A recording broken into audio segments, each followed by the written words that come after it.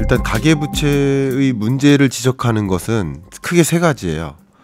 증가 속도가 빠르다. 네. 그리고 그 규모 자체가 GDP 대비나 혹은 소득 대비 너무 절대적으로 높다. 크다. 규모가 크다. 세 번째 요인은 이것을 갚을 능력이 있느냐. 그것을 이제 진단하는 세 가지 관점에서 지적을 하고 있는 겁니다. 그게 바로 자영업자예요. 자영업자요. 예. 이 자영업자의 부채로 우리는 이 문제, 가계부채 문제의 본질을 초점을 집중했으면 하는 생각이 드는데요. 자영업자의 대출 규모가 최근 들어서 지속적으로 늘고 있습니다. 네. 보시는 것처럼 2022년에 그리고 22년보다 23년이 아까 보셨던 가계부채 규모는 오히려 줄었잖아요. 네. 디레버리징을 했잖아요. 네. 근데 자영업자는 줄이지 않고 계속 늘고 있습니다. 그러니까 금리는 계속 올라가는데 가계부채 규모는 더 의존하는 거예요.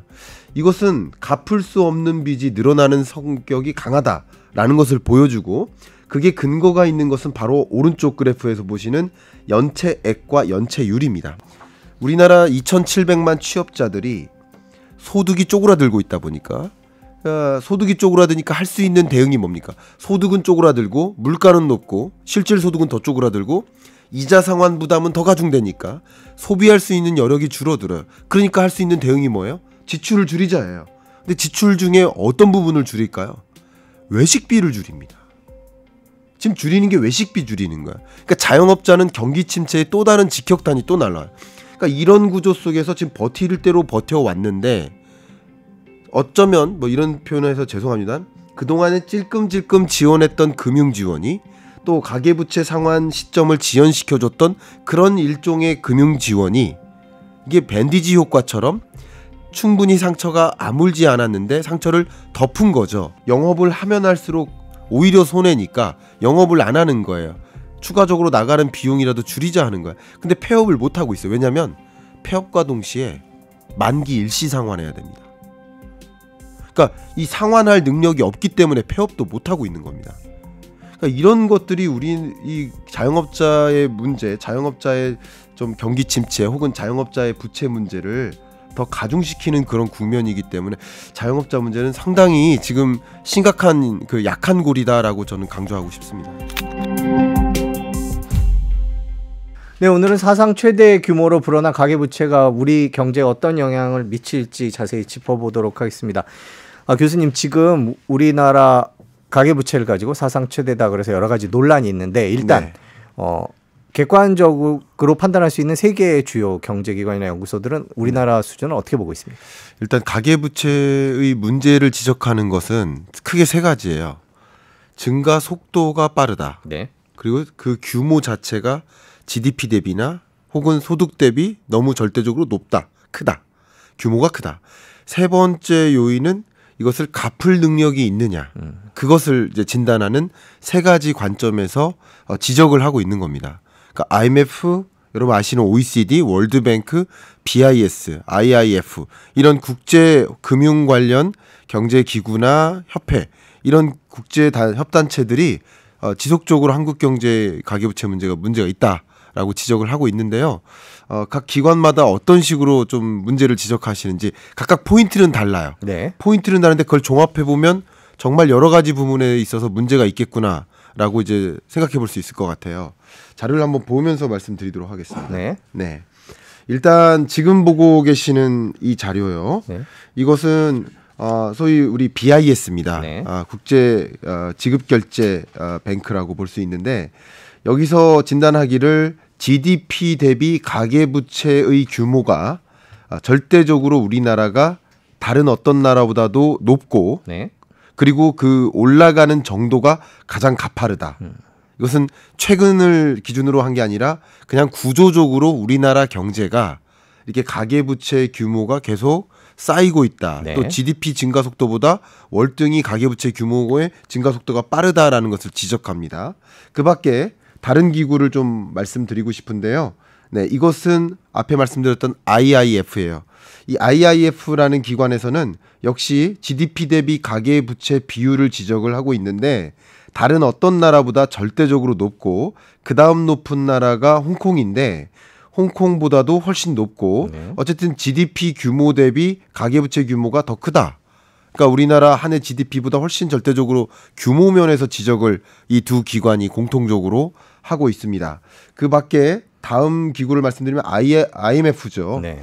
자, IMF는 채무 상환 비율을 가지고 지적을 하는데요. 자, 이걸 한번 말씀드려 볼게요. 네. 채무 상환 비율의 개념은 나의 소득을 분모에 놔요. 가구당 소득을. 그리고 분자에 원금과 상환액을 넣어요.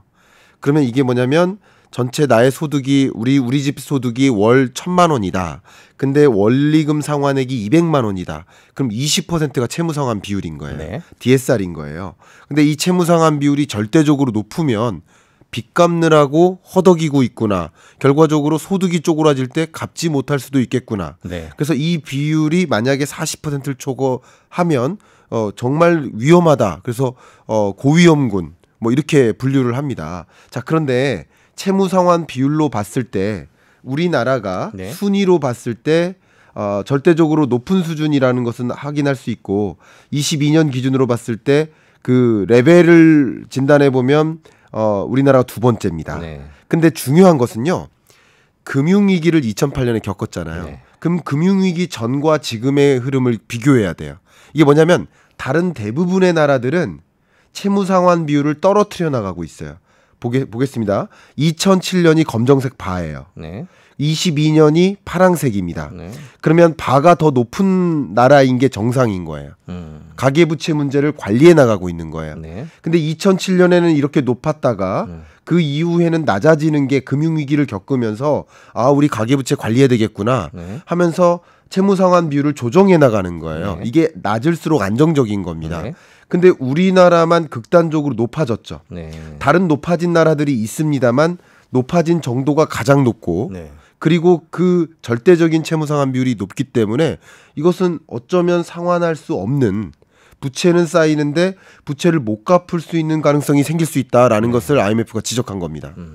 뭐 그 밖에도 OECD도 이 부분을 지적을 계속 하고 있는데요. 네. 세계 주요국들과 비교했을 때 소득 대비 부채를 또 계산을 합니다. 네. 순처분 가능 소득 대비 가계부채 규모의 증가 속도가 유독 빠르다라는 것을 지적하고 있는데 네. 보시는 것처럼 미국은 금융위기를 겪은 이후에 디레버리징이라고 하죠. 네. 빚의 규모를 좀 줄이거나 어쨌든 또 빚의 위협으로부터 좀 벗어나기 위해서 관리를 해온 거예요. 중장기적으로. 그런데 우리나라는 유독 그 소득 대비 가계부채의 규모가 절대적으로 높아지고 있는 흐름을 보면 우리나라는 지금 통제하지 않고 관리하지 못하고 있는 그런 상황. 이것은 중장기적으로 여러 국제기구들이 우리나라의 가계부채 관리가 좀 안 되고 있다. 그러니까 대응을 해야 된다라는 것을 경고하고 있는 거라고 볼 수 있겠습니다.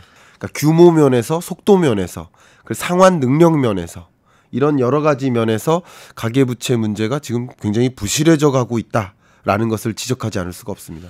네, 근데 오늘 정부가 이런 의견을 내놨습니다. 금융위원회가 그 가계부채와 관련돼서 과거 어느 시기와 비교해도 가계부채가 안정적으로 관리되고 있다. 물론 이제 현 정부 들어서의 증가율에 포커싱을 한 발표인 것 같기는 합니다. 네. 정부가 이런 발표를 한 걸 또 어떻게 이해를 해야 될까요? 네, 일단 이 가계부채가 늘어나나 줄어드나 이거를 결정짓는 정말 핵심이 바로 금리겠죠.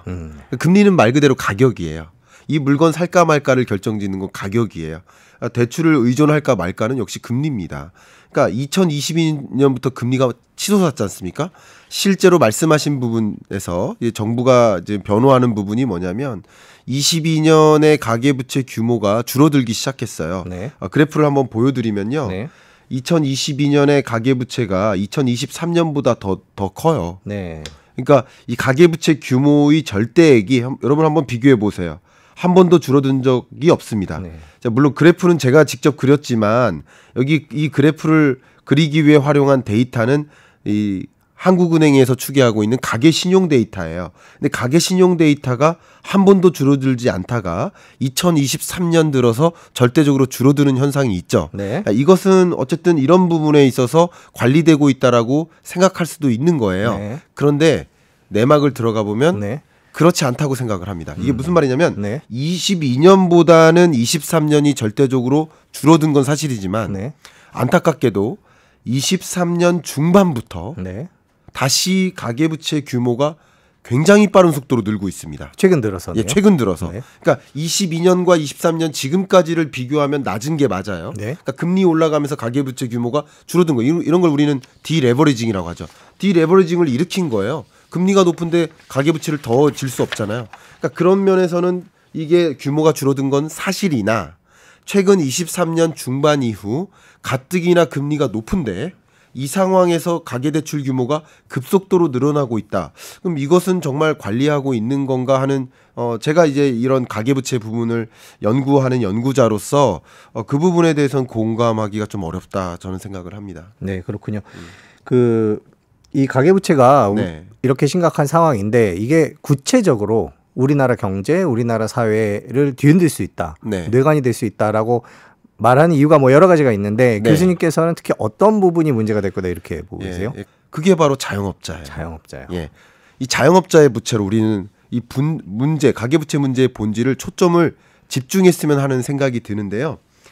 자영업자의 대출 규모가 최근 들어서 지속적으로 늘고 있습니다. 네.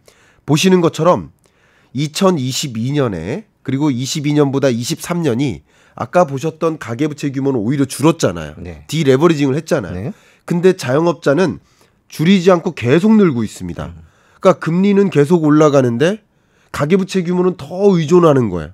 이것은 갚을 수 없는 빚이 늘어나는 성격이 강하다라는 것을 보여주고 그게 근거가 있는 것은 바로 오른쪽 그래프에서 보시는 연체액과 연체율입니다. 네.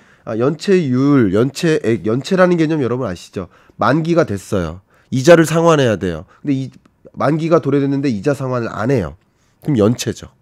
그럼 연체율이 올라가고 있다는 것은 갚을 수 없는 빚의 규모가 늘어나겠구나라고 가늠할 수 있는데 지금 자영업자 연체율이 최대치입니다.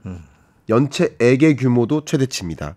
그러니까 이런 것을 보면 가계부채의 가장 약한 고리가 자영업자의 부채에 있지 않나 하는 그 우려와 걱정이 저는 개인적으로 많이 들고 있습니다. 네, 그러니까 특별히 어떤 근본적인 대책 없이 계속 땜질식으로 지금 가고 있는 그런 상황인 것 같은데 네. 이제 자영업자에 대해서 좀 몇 가지 여쭤볼게요. 이 연체율 1.15라고 나왔던데요. 네.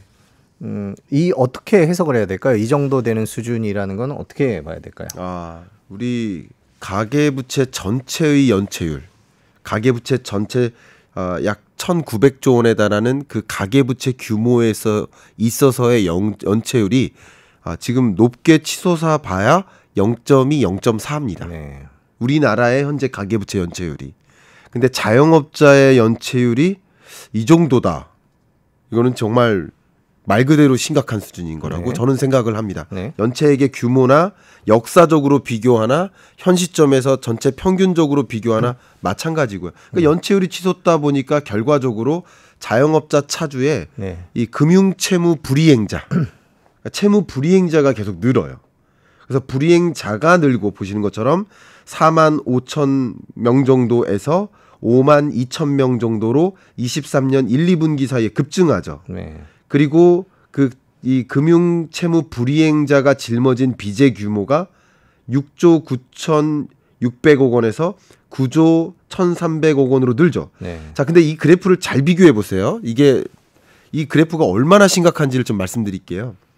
2018, 19, 20, 21, 22년까지는 네. 연간 비교입니다. 네. 연간적으로는 그 스무드하게 이렇게 올라가잖아요. 네. 그죠? 네. 근데 23년 1분기 이후는 분기별 데이터입니다. 그러네요. 네. 그러니까 이게 그러니까 그냥 절대적으로 봐도 올라가는 속도가 정말 엄청나죠. 네. 23년 들어서 엄청나게 올라가죠. 근데 이게 그대로 속도를 가지고 얘기할 게 아니라 1, 2분기 동안에도 이렇게 급격히 증가하는 형상은 정말 이례적이고요. 더군다나 지금 금리가 싸서 가계부채 규모가 늘어나면 이해가 가는데 금리가 이렇게 높은 상황에서 가계부채 규모가 늘어나고 이 채무 불이행자가 늘어나고 하는 현상은 저는 정말 개인적으로는 심각한 상황이라고 저는 판단하고 있습니다. 근데 그 약한 고리에 대한 그 궁극적인 대응이 아니라 그 밀어놓는 거죠, 계속. 예를 들면 상환 시점을 지연시켜 준다든가 뭐 대납이 아닌 거예요. 뭐 어쨌든 상환 시점을 지연해. 이자 상환 부담은 이자 상환은 나중에 해라. 근데 또 이자 상환이든 원금 상환이든 폐업할 때 해라. 이런 식으로 계속 뒤로 밀어놓는 거예요. 밀어놓는데 더군다나 지금 자영업자의 경기가 위험하다고 저는 생각하는 게 뭐냐면 원금 상환액이 있어요. 이자 상환액이 있어요. 근데 그것을 갚을 수 있는 능력은 분명히 매출일 겁니다. 그럼 지금 매출이 늘어날 만한 구조인가? 지금 23년 경기 침체죠. 근데 자영업자는 코로나19 때도 사실은 당했죠. 거리두기 단계 또 조치하면서 또 당했죠. 2차 셧다운, 3차 셧다운 또 당하죠. 그러면서 당하는 내내 망하지 않게만 만들어준 거예요. 결과적으로. 왜냐하면 상환 시점을 지연시켜주고 보조금 주고 재난지원금 주고. 근데 그 재난지원금이 충분히 빚을 상환할 만큼의 수준은 아니기 때문에 잠깐은 버틸 수 있게만 해주고 좀 기다려라. 무너지지 마라. 좀 지켜봐라. 기다려라. 버텨라. 이런 느낌으로 정책 지원, 금융 지원을 해준 거예요. 근데 좀 중요한 것은 23년이 됐고 코로나19는 사실 끝났다고 사실상 볼 수 있는데 근데 자영업자는 갑자기 경기 침체라는 걸 만나니까 여러분 아시겠지만 여러분 한번 이미 기사가 다 났습니다만 우리나라 2,700만 취업자들이 소득이 쪼그라들고 있다 보니까 소득이 쪼그라드니까 할 수 있는 대응이 뭡니까? 소득은 쪼그라들고 물가는 높고 실질 소득은 더 쪼그라들고 이자 상환 부담은 더 가중되니까 소비할 수 있는 여력이 줄어들어요. 그러니까 할 수 있는 대응이 뭐예요? 지출을 줄이자예요. 근데 지출 중에 어떤 부분을 줄일까요? 외식비를 줄입니다. 지금 줄이는 게 외식비 줄이는 거야. 그러니까 자영업자는 경기 침체의 또 다른 직격탄이 또 날라와요. 그러니까 이런 구조 속에서 지금 버틸 대로 버텨왔는데 어쩌면 뭐 이런 표현을 해서 죄송합니다. 그동안에 찔끔찔끔 지원했던 금융지원이 또 가계부채 상환 시점을 지연시켜줬던 그런 일종의 금융지원이 이게 밴디지 효과처럼 충분히 상처가 아물지 않았는데 상처를 덮은 거죠. 이 상태에서 저는 가장 걱정되는 것은 이 경기 침체가 내년엔 더 가속화되고 내년까지도 스태그플레이션의 늪에서 빠지기 어려운데 그러면 이 높은 고금리가 계속적으로 유지될 거라고 한다면 정말 힘들겠다 이런 생각을 하고요. 한 가지 더 의견을 드린다면 지금 제도적 그 방향성이 뭐냐면 자영업자가 지금 폐업도 못합니다. 네. 자영업자가 늘고 있습니다. 그러니까 신규 창업자도 있지만 폐업을 못하는 자영업자가 있기 때문에 공식적으로 폐업을 못합니다. 개점 휴업이라고 표현할 수 있겠는데 공식적으로는 폐업을 안 했지만 사실상 문을 닫았어요.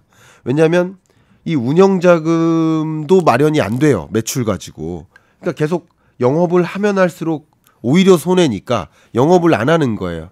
추가적으로 나가는 비용이라도 줄이자 하는 거야. 근데 폐업을 못 하고 있어요. 왜냐하면 폐업과 동시에 만기 일시 상환해야 됩니다.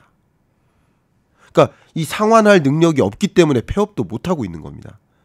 그러니까 이런 것들이 우리 이 자영업자의 문제, 자영업자의 좀 경기 침체 혹은 자영업자의 부채 문제를 더 가중시키는 그런 국면이기 때문에 자영업자 문제는 상당히 지금 심각한 그 약한 골이다라고 저는 강조하고 싶습니다. 인플레이션도 이런 자영업자들한테 어려움을 주는 것 같아요. 이제 소비자들 입장에서 외식비가 많이 올랐다고 불평을 할 수밖에 없죠. 저 역시도 뭐 네. 그렇습니다만은 그 기본적으로 물건을 만드시는 분들은 원료값이 올랐다는 그게 있는 것 같아서 네. 그 자영업자 입장에서 인플레이션은 어떻게 봐야 될까라는 게 좀 궁금합니다. 정말 힘들죠. 정말 힘듭니다.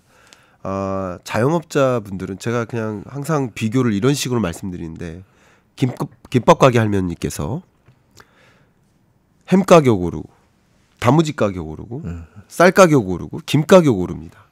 전기요금 오르고 가스요금 오릅니다. 인건비도 오릅니다. 안 오르는 게 없습니다. 근데 김밥 가게 가격은 그 원자재 값 비용 오르는 만큼 올릴 수가 있을까? 왜냐하면 매출이 부진하니까. 네. 가격을 올렸다가는 있던 손님마저 떠날까 봐 가격을 못 올려잡고 계시는 자영업자분들이 굉장히 많으세요. 그러니까 정말 사면초가죠. 여기서 비용은 계속 올라가는데 뭐 전기요금뿐만 아니라 가스요금까지 다 올라가는데 근데 매출은 충분하지 않다 보니까 가격도 올려잡지 못하는. 근데 이런 것들이 정말 더더군다나 아까 제가 말씀드린 게 매출액 가지고 운영자금을 마련하기 어렵다라고 말씀드렸는데 그 부족분이 부채 아니겠습니까? 근데 매출액이 중요한 게 아니라 매출액이 유지된다 하더라도 이익이 줄어드는 거예요. 정말 힘든 거죠. 비용 원가는 올라가는데 가격은 못 올리니까 이게 그렇게 힘든 상황. 저는 이렇게 비유를 하고 있습니다. 네, 그러면 만일 지금 이런 상황이 계속 된다면 네. 그리고 자영업자들은 점점 더 어려워진다면 2024년에 생각할 수 있는 한국 경제의 위기 이런 건 어떤 모습으로 우리에게 다가올까요? 일단은 삶의 질이 더 축소됩니다. 삶의 질이 떨어지는 거죠. 기본적으로 부채에 의존해서 또 다른 부채를 또 의존해 가지고 빚을 갚기 위한 부채에 의존을 하고 이런 구조로 가다 보니까 또 2024년도 고금리가 장기화될 거라는 것을 전제로 깔고 생각하실 필요가 있겠지만 그런 관점에서 이런 부채의 누중 자체는 소비 여력을 축소시키고 소비 심리를 위축시키고 그러면 그런 것들은 내수 경기가 회복되기 어려운 게 기업들도 그런 상황을 알고 대응을 하거든요. 저도 참 많은 기업에 경영전략회의에 참석하고 지금 24년 경제가 이렇게 흘러가니 이런 대응을 하세요라는 의견을 좀 드립니다만 여러분들께는 이런 방송을 통해서 의견을 드립니다만 기업들은 만나서 이 의견을 드린단 말이에요. 근데 24년 경제를 스태그플레이션을 하고 이미 디파인을 내리고 그 스태그플레이션에 어떻게 대응할까를 놓고 고민을 하는데 어쨌든 소비가 위축되고 이런 국면이 계속 지속될 거니까 그러면 어떻게 대응할지 고민하는 거잖아요. 그러니까 기업도 신규 투자를 못 하는 거예요. 고금리가 장기화되고 매출도 쪼그라들 것 같고 소비도 잘 안 일어나는 것 같고 기업의 투자 심리도 위축돼요. 그러니까 이게 악순환이죠. 투자 심리가 위축되면 어떻게 될까요? 신규 고용 창출력이 없어져요. 그러면 신규 취업자 규모가 증가하는 속도가 더 둔화돼요. 그럼 그것은 소득도 축소로 다시 연결됩니다. 약순환이죠. 그럼 외식비 또 줄이고요. 그러니까 이런 게 정말 안타깝습니다만 스태그플레이션의 늪에 빠지는 모습 저는 이 가계부채를 가지고만 보더라도 그렇게 충분히 의견을 들을 수 있을 것 같습니다. 그럼 그 피해의 끝에는 결국 자영업자가 있을 가능성이 높군요. 상대적으로 임금 근로자의 경우에는 임금의 절대액이 줄어들진 않아요. 실질 소득이 줄어들죠. 실질 임금이 떨어지는 거지 명목 임금이 떨어지진 않아요. 임금도 경직성이 있고요. 하방 경직성이 있잖아요. 그리고 여러 노조라든가 이런 움직임이 같이 맞물리기 때문에 물가 상승분만큼 임금 인상을 반영해달라 하는 목소리도 반영이 되다시피 하기 때문에 명목 임금도 어느 정도는 올라갑니다. 근데 상대적으로 실질 소득, 실질 임금이 줄어드는 거예요. 근데 자영업자는 명목 소득 자체가 떨어지는 거예요. 그러니까 이거는 거시경제적으로 봤을 때 비교 불가입니다. 저는 그렇게 생각을 합니다. 그만큼 힘든 상황이고 더더군다나 지금까지 빚에 의존해서 버텨왔는데 그런데 실물 경기 자체가 안 좋을 거라고 생각한다면 뭐 가장 좀 힘든 계층 뭐 이렇게 저는 생각할 수 있을 것 같아요. 자, 마지막으로 그러면 이 가계부채 문제를 어떻게 해결해야 될지 얘기를 좀 여쭤보겠습니다. 정부가 할 수 있는 일 뭐가 있을까요? 일단은 정말 이 가계부채 문제를 예를 들어서 부동산 대출 받으신 분도 계시고 그리고 뭐 사업을 뭐 적극적으로 확장하는 과정에서 부채에 짊어지신 분도 계시고 그 어떤 선별 조치 없이 무작정 가계부채 문제를 해결하기 위해서 국민의 세금이 들어간다든가 하는 것은 온당한 방법은 아닐 거라고 생각합니다. 그 어느 때와 좀 구분되게 정말 어떤 계층이 이런 고금리 고물가 사회에 놓이게 됨에 따라서 그런 안 받아도 될 외재적 충격을 받았는지를 분별하는 능력이 정말 필요할 것 같고요. 그 핀셋 정책이죠. 그런 대상을 중심으로 해서 앞에 말씀드렸던 상대적으로 이런 고물가 고금리 시대에 기회를 받은 그런 계층이나 산업이나 경제 주체가 어떤 식으로든 그 이익을 쉐어해 줄 수 있도록 해서 이들이 소위 지금의 이런 죽음의 다리를 건널 수 있도록 지원해 주는 그런 시스템에 대한 고민을 할 필요가 있지 않을까. 이게 자본주의 생태계를 붕괴시켜 가면서까지 하면 안 될 거라고 생각이 되고 오히려 그런 것들을 자본주의 사회라는 것을 감안하고 그 안에서 어떤 식으로 좀 대응할지를 시스템적으로 좀 고민하고 문화적으로 좀 고민하는 그런 움직임이 필요한 것이 아닌가 하는 생각을 저는 개인적으로 하고 있습니다. 네, 오늘 말씀 여기까지 듣겠습니다. 긴 시간 고맙습니다. 감사합니다. 바이든 대통령이 했던 것 중에서 경쟁이 갈등으로 전환되지 않도록 관리해야 된다. 그 말의 의미는 경쟁을 하겠다. 그 대신 지금 당면하고 있는 여러 가지 좀 긴장된 이슈, 그러니까 우리가 말하는 뭐 대만 이슈, 남중국해 이슈는 조금 상황이 안 좋을 수 있는, 혹시나 잘못될 경우 이제 국지전으로 번질 수 있기 때문에 네. 관리를 해야 된다는 측면이죠. 그 말이 제일 기억에 남고, 만약에 시진핑 주석이 이야기했던 것 중에서는 중국은 통일될 것이고 또 반드시 통일할 것이다. 그러니까 이 말의 의미는 강력하게 메시지를 던진 거죠. 대만 이야기를 꺼내지 말라는 이야기죠. 그래서 오늘 뭐 제가 이제 들을 수 있었던 뭐 가장 핵심은 이런 거였습니다. 군사 회담을 한다는 게 아니라 그냥 지금 대만의 긴장감, 네. 그다음에 남중국해 이런 여러 가지 영토 분쟁이 있기 때문에 좀 계속 지금 뭐 미국과 중국 간에 뭐 여러 가지 이제 보여주기식 무력 시위를 하고 있는 것, 이런 게 잘못되면, 서로가 소통이 잘못되면 국지전에 발생할 수 있기 때문에 서로 안보 이익에 도움이 되지 않는다는 거죠. 그러니까 그 부분은 그냥 서로 소통, 그러니까 무슨 뭐 군사 훈련 하든 서로 사전에 알려주고, 그다음 정기적으로 이제 같이 논의를 하자는 측면이지. 네. 그게 뭐 군사적으로 어떻게 하겠다라는 측면을 확대해서 그건 절대 아니다. 화해로 보시면 안 될 것 같고요. 이거 만나고 났잖아요. 그 다음에 또 한 1, 2개월 안에 미국이 또 제가 뭐 우리가 보는 이야기들, 예를 들어서 뭐 반도체라든지 AI라든지, 그러니까 미국적 관점에서 보는 좀 군사 기술로 확전이 가능한 부분, 이런 부분에 있어서 영역에 대해서는 아마 또 제재가 있을 겁니다. 네. 그러면 또 시장에서 어떻게 볼까요? 야, 한 달 전에 만났잖아. 근데 이건 또 뭐지? 그러니까 그런 일이 벌어진다는 이야기입니다. 그러니까 그건 별개로 보셔야 된다. 서로 상생을 도모할 만한 네. 것이 아까 말씀해 주신 게 이제 무역이나 경제 쪽인 것 네. 같은데요. 그거와 관련돼서는 최근에 중국 경제가 또 어렵고 그러면서 그런 얘기들이 있는데 어떤 식으로 더 전개될 거라고 보세요? 일단은 가장 첫 번째가 지금 미국이 고율 관세를 지금 대중국 중국산 제품에 이걸 좀 풀어주는 이야기를 좀 할 겁니다. 이런 네. 이야기. 이거는 이제 옐런 장관도 계속 그런 입장에 가깝거든요. 왜냐하면 중국산 제품의 고율 관세는 지금 미국도 지금 상황에서 안 좋고 중국도 안 좋습니다. 그럼 만약에 고율 관세를 완화를 하면 서로 윈윈의 효과가 있죠.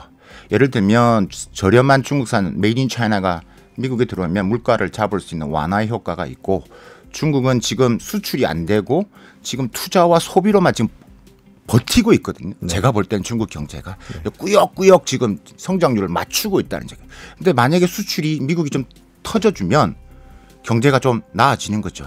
경제의 바탕을 해서 실업률을 해결하지 않으면 시진핑의 리더십이 좀 어려울 수 있다. 때문에 고율 관세 부분에서는 서로가 이미 어느 정도 합의점 도출이 매우 가능하다. 네, 바이든 미국 대통령과 시진핑 중국 국가 주석이 1년 만에 얼굴을 마주했습니다. 기사들이 많이 나오고 있는데 종합적으로 정리한 기사를 먼저 잠깐 보시겠습니다. 군사 대화를 재개하겠다, 펜타닐 단속에 합의했다, 그리고 대만 또 수출 통제는 이견이 있었다, 이런 식으로 보도가 됐습니다. 두 정상이 만났다는 걸 놓고 여러 가지 해석이 있는데요. 교수님 보시기에 오늘 여러 가지 얘기들이 오고 갔는데 가장 의미 있는 거는 어떤 대화였다고 보세요? 두 분 대화 중에서 딱 한마디를 가지고 속내를 다 읽을 수 있었다. 네. 바이든 대통령이 했던 것 중에서 경쟁이 갈등으로 전환되지 않도록 관리해야 된다. 그 말의 의미는 경쟁을 하겠다. 그 대신 지금 당면하고 있는 여러 가지 좀 긴장된 이슈, 그러니까 우리가 말하는 뭐 대만 이슈, 남중국해 이슈는 조금 상황이 안 좋을 수 있는, 혹시나 잘못될 경우 이제 국지전으로 번질 수 있기 때문에 네. 관리를 해야 된다는 측면이죠. 그 말이 제일 기억에 남고, 만약에 시진핑 주석이 이야기했던 것 중에서는 중국은 통일될 것이고 또 반드시 통일할 것이다. 그러니까 이 말의 의미는 강력하게 메시지를 던진 거죠. 대만 이야기를 꺼내지 말라는 이야기죠. 그래서 오늘 뭐 제가 이제 들을 수 있었던 뭐 가장 핵심은 이런 거였습니다. 이번에도 아마 소개되진 않았지만 우리가 작년 딱 1년 전이죠. 인도네시아 발리 회담에서 중국이 요구했던 게 바로 오불 정책이었거든요. 네. 그게 이제 오불 정책이라는 게 결국 이제 대만 독립 지지 안 된다, 불추구한다. 그다음에 동맹을 강화해서 반중국 불추구한다. 그다음에 중국 체제 변경 안 된다. 뭐 이런 것들인데 이것들에 대해서 요구를 강력하게 했을 겁니다. 그런데 미국은 들어줄 수 있는 게 한계가 있죠. 그래서 지금 말한 뭐 통일을 이야기를 하더라도 아마 바이든 대통령은 아마 돌려서 긴장 국면을 서로 만들지 말자 이렇게 아마 뭐 자연스럽게 넘어갔을 겁니다. 이미 이 문제는 사전 조율 단계에서 네. 뭐 서로가 합의된 점이라고 보실 수 있겠습니다. 그럼 교수님 말씀을 정리를 해보면 두 나라 정상이 완전히 극단까지는 가지 말자 정도는 합의를 했다 이렇게 봐도 되는 건가요? 그렇죠. 그러니까 전략적 적과의 동침이죠. 서로가 필요하니까 지금. 그러면은 또 일각에서 나오는 이제 뭐 화해 분위기로 가는 거 아니야? 이건 또 너무 간 해석인가요? 그건 아닙니다. 네. 화해로 보시면 안 될 것 같고요. 이거 만나고 났잖아요. 그다음에 또 한 1, 2개월 안에 미국이 또 제가 뭐 우리가 보는 이야기들 예를 들어서 반도체라든지 AI라든지 그러니까 미국적 관점에서 보는 좀 군사 기술로 확전이 가능한 부분들 이런 부분에 있어서 영역에 대해서는 아마 또 제재가 있을 겁니다. 네. 그러면 또 시장에서는 어떻게 볼까요? 야, 한 달 전에 만났잖아. 근데 이건 또 뭐지? 그러니까 그런 일이 벌어진다는 이야기입니다. 그러니까 그건 별개로 보셔야 된다. 그러니까 저는 디커플링 영역과 디리스킹 영역을 구분하시라. 그러니까 디커플링 영역은 반도체, AI 이렇게 미국이 중국의 첨단 산업 기술을 제재하고 있는 영역은 확연하게 디커플링 이것은 절대 같이 못 간다. 네. 미국은 이것을 군사 그다음에 글로벌 패권을 잃어버릴 수도 있다라는 우려, 불안감이 있기 때문에 결코 같이 안 간다. 이렇게 보시면 되고 디리스킹은 무역, 중국이 미국 국채를 사주는 것들. 그다음에 지금 1년간 지금 뭐 양국 간의 지금 군사, 정보, 통신 이제 이런 부분에 있어서 서로 간 이제 뭐 소통을 했는데 이게 지금 단절됐다는 거죠. 그렇죠? 1년 넘게. 근데 이것을 복원시키자는 차원이기 때문에 이것도 디리스킹. 그러니까 완전 다른 것들이죠. 이번에는 디리스킹하는 측면에서의 부분만 서로가 어느 정도 합의점에 도출했다. 이번에 뭐 공동성명 있는 거 없었거든요. 네. 작년에도 없었어요. 그러니까 더도 덜도 아닌 디커플링과 디리스킹을 구분해서 보시면 매우 명확하게 보인다. 이 회담이. 그러니까 정리를 하자면 미국과 중국이 같이 갈 수 있는 것, 절대 같이 갈 수 없는 것 두 개를 나눠서 회담을 했다라고 네. 정리를 해주신 것 같은데 그러면 절대 같이 갈 수 없는 것 얘기를 먼저 조금 네, 해보도록 하겠습니다. 그 군사와 관련된 것들은 미국 입장에서도 계속 반도체를 AI 이런 거 민감한 기술들은 계속 제재를 할 거다 이렇게 말씀을 해주셨는데 또 정작 또 뭐 군사 회담은 하겠다 이런 얘기를 했거든요. 이런 것들을 어떻게 이해를 하면 될까요? 그는 군사 회담을 한다는 게 아니라 그냥 지금 대만의 긴장감, 네. 그다음에 남중국해 이런 여러 가지 영토 분쟁이 있기 때문에 좀 계속 지금 뭐 미국과 중국 간에 뭐 여러 가지 이제 보여주기식 무력 시위를 하고 있는 것 이런 게 잘못되면 서로가 소통이 잘못되면 국지전에 발생할 수 있기 때문에 서로 안보에 이게 도움이 되지 않는다는 거죠. 그러니까 그 부분은 그냥 서로 소통, 그러니까 무슨 뭐 군사 훈련 하든 서로 사전에 알려주고, 그다음 정기적으로 이제 같이 논의를 하자는 측면이지. 네. 그게 뭐 군사적으로 어떻게 하겠다라는 측면을 확대해서 그건 절대 아니다. 이렇게 보시면 게 정확하다. 그러니까 그냥 만나서 사전에 조율을 하고 알려주고. 불필요하게 오해가 생기지 않, 미스커뮤니케이션이 되지 않도록 서로 관리만 하자. 요 정도까지만 보시면 되겠습니다. 네. 그럼 이제 디리스킹 얘기를 해보겠습니다. 그래도 협의를 하고 같이 서로 상생을 도모할 만한 네. 것이 아까 말씀해 주신 게 이제 무역이나 경제 쪽인 것 네. 같은데요. 그거와 관련돼서는 최근에 중국 경제가 또 어렵고 그러면서 그런 얘기들이 있는데 어떤 식으로 더 전개될 거라고 보세요? 일단은 가장 첫 번째가 지금 미국이 고율 관세를 지금 대중국 중국산 제품에 이걸 좀 풀어주는 이야기를 좀 할 겁니다. 이런 이야기. 이거는 이제 옐런 장관도 계속 그런 입장에 가깝거든요. 왜냐하면 중국산 제품의 고율 관세는 지금 미국도 지금 상황에서 안 좋고 중국도 안 좋습니다. 그럼 만약에 고율 관세를 완화를 하면 서로 윈윈의 효과가 있죠. 예를 들면 저렴한 중국산 메이드 인 차이나가 미국에 들어오면 물가를 잡을 수 있는 완화의 효과가 있고 중국은 지금 수출이 안 되고 지금 투자와 소비로만 지금 버티고 있거든요. 네. 제가 볼 때는 중국 경제가 꾸역꾸역 지금 성장률을 맞추고 있다는 얘기예요. 근데 만약에 수출이 미국이 좀 터져주면 경제가 좀 나아지는 거죠. 경제의 바탕을 해서 실업률을 해결하지 않으면 시진핑의 리더십이 좀 어려울 수 있다. 때문에 고율 관세 부분에서는 서로가 이미 어느 정도 합의점 도출이 매우 가능하다. 그러면서 일단 첫 번째 그렇고 그러면서 이제 뭐 어쨌든 미국 입장 그걸 선물처럼 이야기하지 않겠어요?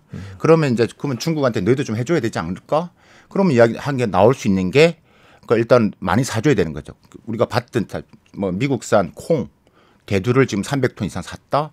미국산 뭐 비행기를 사주겠다. 뭐 이런 이야기가 좀 흘러나오는 게 그런 이야기입니다. 네. 더 나아가서는 지금 미국 국채를 두 번째로 갖고 있는 나라가 중국이거든요. 그러니까 중국이 지금 뭐 2018년도 미중 간 충돌이 있고 나서 2019년도부터 계속 달러를 팔기 시작했어요. 그다음에 금을 사들이기 시작했어요. 많을 때 2019년도에는 1조 한 800억 불 정도가 있었는데 지금은 올 4월 기준으로 했을 때 한 8,600억 달러 정도. 네. 아마큼 많이 줄었죠. 근데 지금 국채를 발행해서 내년도 부양책 해야 돼요. 그럼 사줄 사람이 필요할 거 아니야. 그럼 가장 큰 손님이 누구겠어요? 중국이잖아요. 그런 시그널을 던지는 것들이죠.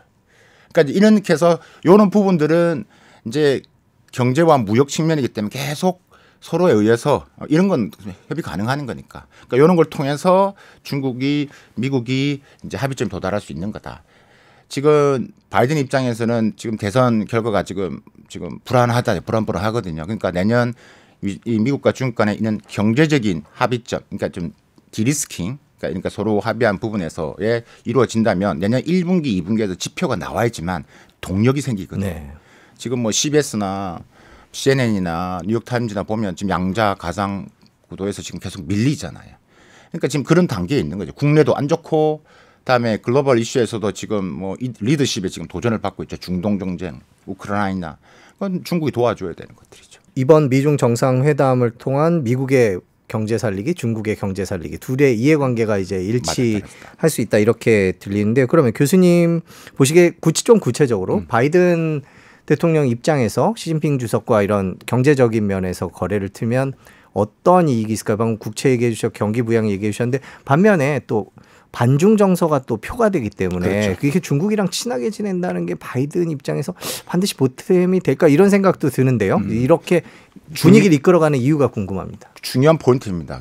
그러면 예를 들면 이런 거죠. 그러니까 예를 들면 많은 나라들이 야 지금 미국 따라와 해서 미국에 다 같이 붙었단 말입니다. 그럼 미국이 중국과 친해졌어요. 야 우리만 이상하게 무슨 말대로 좀 흔히 이야기하면 낙동강 오리알 되는 거 아니냐 이래 볼 수 있거든요. 반중국 외치면서 우리는 뭐냐리 되는 것 때문에 지금 아까 말씀드렸다시피 디커플링하는 분야에 대해서 우리가 지금 안보에 해당되는 그런 기술적인 정보 체제는 계속 하겠다라는 거고 그다음에 민주 이슈 그다음에 인권 이 부분에서는 계속해서 미국은 때릴 겁니다. 그러니까 중국을 계속 때릴 거라고요. 그래서 그 부분에 대해서는 변함이 없다라는 것들이고 그러니까 이번에 아젠다가 설정이 대충 제가 볼 때 이렇습니다. 1369로 설정이 되었습니다. 1은 글로벌 이슈죠. 글로벌 이슈 10%가 글로벌 이슈. 그래서 기후주, 네. 그다음에 글로벌 경기 침해. 이번에도 회담장에 보시면 아시겠지만 기후 특사 앉아 있잖아요. 그 이슈는 서로가 다 네. 합의. 1, 2등이 서로가 만들어내면 된다. 30%가 지역 안보거든요. 그래서 지역 안보가 이제 우리가 관심 있는 북한 이슈. 그다음에 지금 뭐 러시아와 북한의 무기 거래, 중동 전쟁, 뭐 우크라이나 이런 것들이 지역 안보 이슈입니다. 여기 한 30% 될 것입니다. 그러니까 요 이슈에서 지금 뭐 이 중국의 도움이 필요하니까 이는 세계 평화를 위해서 중국과 함께 한다는 측면이기 때문에 그렇게 하고 그다음 마지막 60%가 양자 간의 쟁점 이슈들 오늘 이야기를 많이 하고 있는 이게 지금 대만 이슈, 경제, 무역 여러 가지가 다 들어가 있는 겁니다. 근데 그 부분에 있어서의 그러니까 주고받고 근데 그게 중국과 친하게 지낸다는 게 아니라 반중 원칙이 정해져 있습니다. 바이든의 방향성은 원래부터 중국과의 그러니까 대결할 영역들, 그다음 협력할 영역들, 그다음에 경쟁할 영역들을 딱 영역을 구분해 두고 있었습니다. 때문에 주변의 그런 시선들을 무마하기 위해서라도 더 끝나고 나서 제가 생각할 때는 아마 몇 개월 이내로 또 중국을 제재하는 행정명령이나 이 제재가 나올 것으로 저는 봅니다. 기사가 방금 들어온 기사가 바이든 대통령이 시진핑과 돌아서자마자 기자회견에서 독재자라는 발언을 했다라는 얘기가 나오는데 그죠? 제 말이 그 말이 아니에요. 예, 그러니까요. 네. 지금 그 말이 왜 이랬나 그랬는데 그게 이해가 되는 거예요. 반중은 반중대로 가되 네. 이익을 취할 것은 이익을 취하겠다. 이렇게 보셔야 돼요. 반중을 하지 않으면 지금 미국 내 정선 민주당과 공화당은 모두 똑같이 반중에 서 있습니다. 근데 공화당이 더 앞서가 있긴 합니다만은 근데 지금 정서가 그렇기 때문에 반중에 대한 부분들에 대해서 만약에 지속성을 가지지 않으면 절대 재선이 될 수가 없습니다. 그러니까 중국을 때리면 때릴수록 지지율은 올라가게 돼 있습니다. 그러니까 지금 저런 이게 기사가 나오는 거라는 거죠. 그러니까 저런 것을 그럼 중국이 모르냐? 압니다. 저렇게 할 거라는 걸 안다고요. 그러니까 우리가 정확하게 좀 그 안을 들여 속내를 보여. 그러니까 제가 이제 여러 가지 뭐 방송이나 하면서 항상 얘기하는데 속내를 우리가 조금 분석하고 이야기를 한번 해보자. 어떤 생각을 갖고 있을까? 그러니까 지금 이번 정회담은 다 둘이 지금 급한 거예요. 예, 급하고. 근데 전체적으로 보면 지금 미국이 더 급해. 중국은 조금 느긋합니다. 이번에도 보시겠지만 끝까지 중국은 뭡니까? 공개적으로 이야기 안 했습니다. 만난다 이야기 안 했습니다. 근데 이미 외무장관, 그다음에 재무장관 만나고 다 지금 아젠다 설정하고 이야기하고 있는데 외교부가 이야기를 안 했어요. 미국만 이야기를 했지. 밀당하는 거예요. 전형적인 어공과 늘공의 밀당 싸움을 하는 거예요. 이번 정상회담을 통해서 시진핑 주석이 얻은 것, 얻으려고 했던 것 어떻게 봐야 될까요? 뭐 두 가지죠. 대만 이슈를 좀 답을 얻으려고 했겠죠. 네. 그러니까 뭐 대만 이슈에 대한 답을 근데 안 할 거라고는 알고는 있었지만 계속 아젠다를 던져야 돼. 그래야지만 중국 내부에서의 영향력을 유지할 수가 있어요.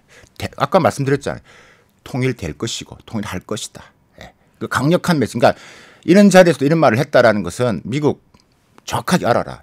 양보할 수 없는 게 대만 이슈다라는 거 이야기를 이제 했던 부분들이고 경제적인 부분에서는 이미 재무장관 입장에서 다 설정을 다 했고 이미 다 올라와서 아까 말씀드렸다시피 이제 그런 이슈가 있는 부분에서 다시 확인하는 차원이 있다. 라고 말씀드릴 수 있을 것 같고 한 가지 더 추가를 한다라면 오늘 이제 점심 때 만났잖아요. 근데 오늘 저녁에 만나는 이제 미국 CEO들과의 네. 서밋이 있습니다. 요거 중요합니다. 우리가 정상회담, 그러니까 시진핑 주석이 정상회담 때문에 왔느냐? 그건 아니다라는 거지.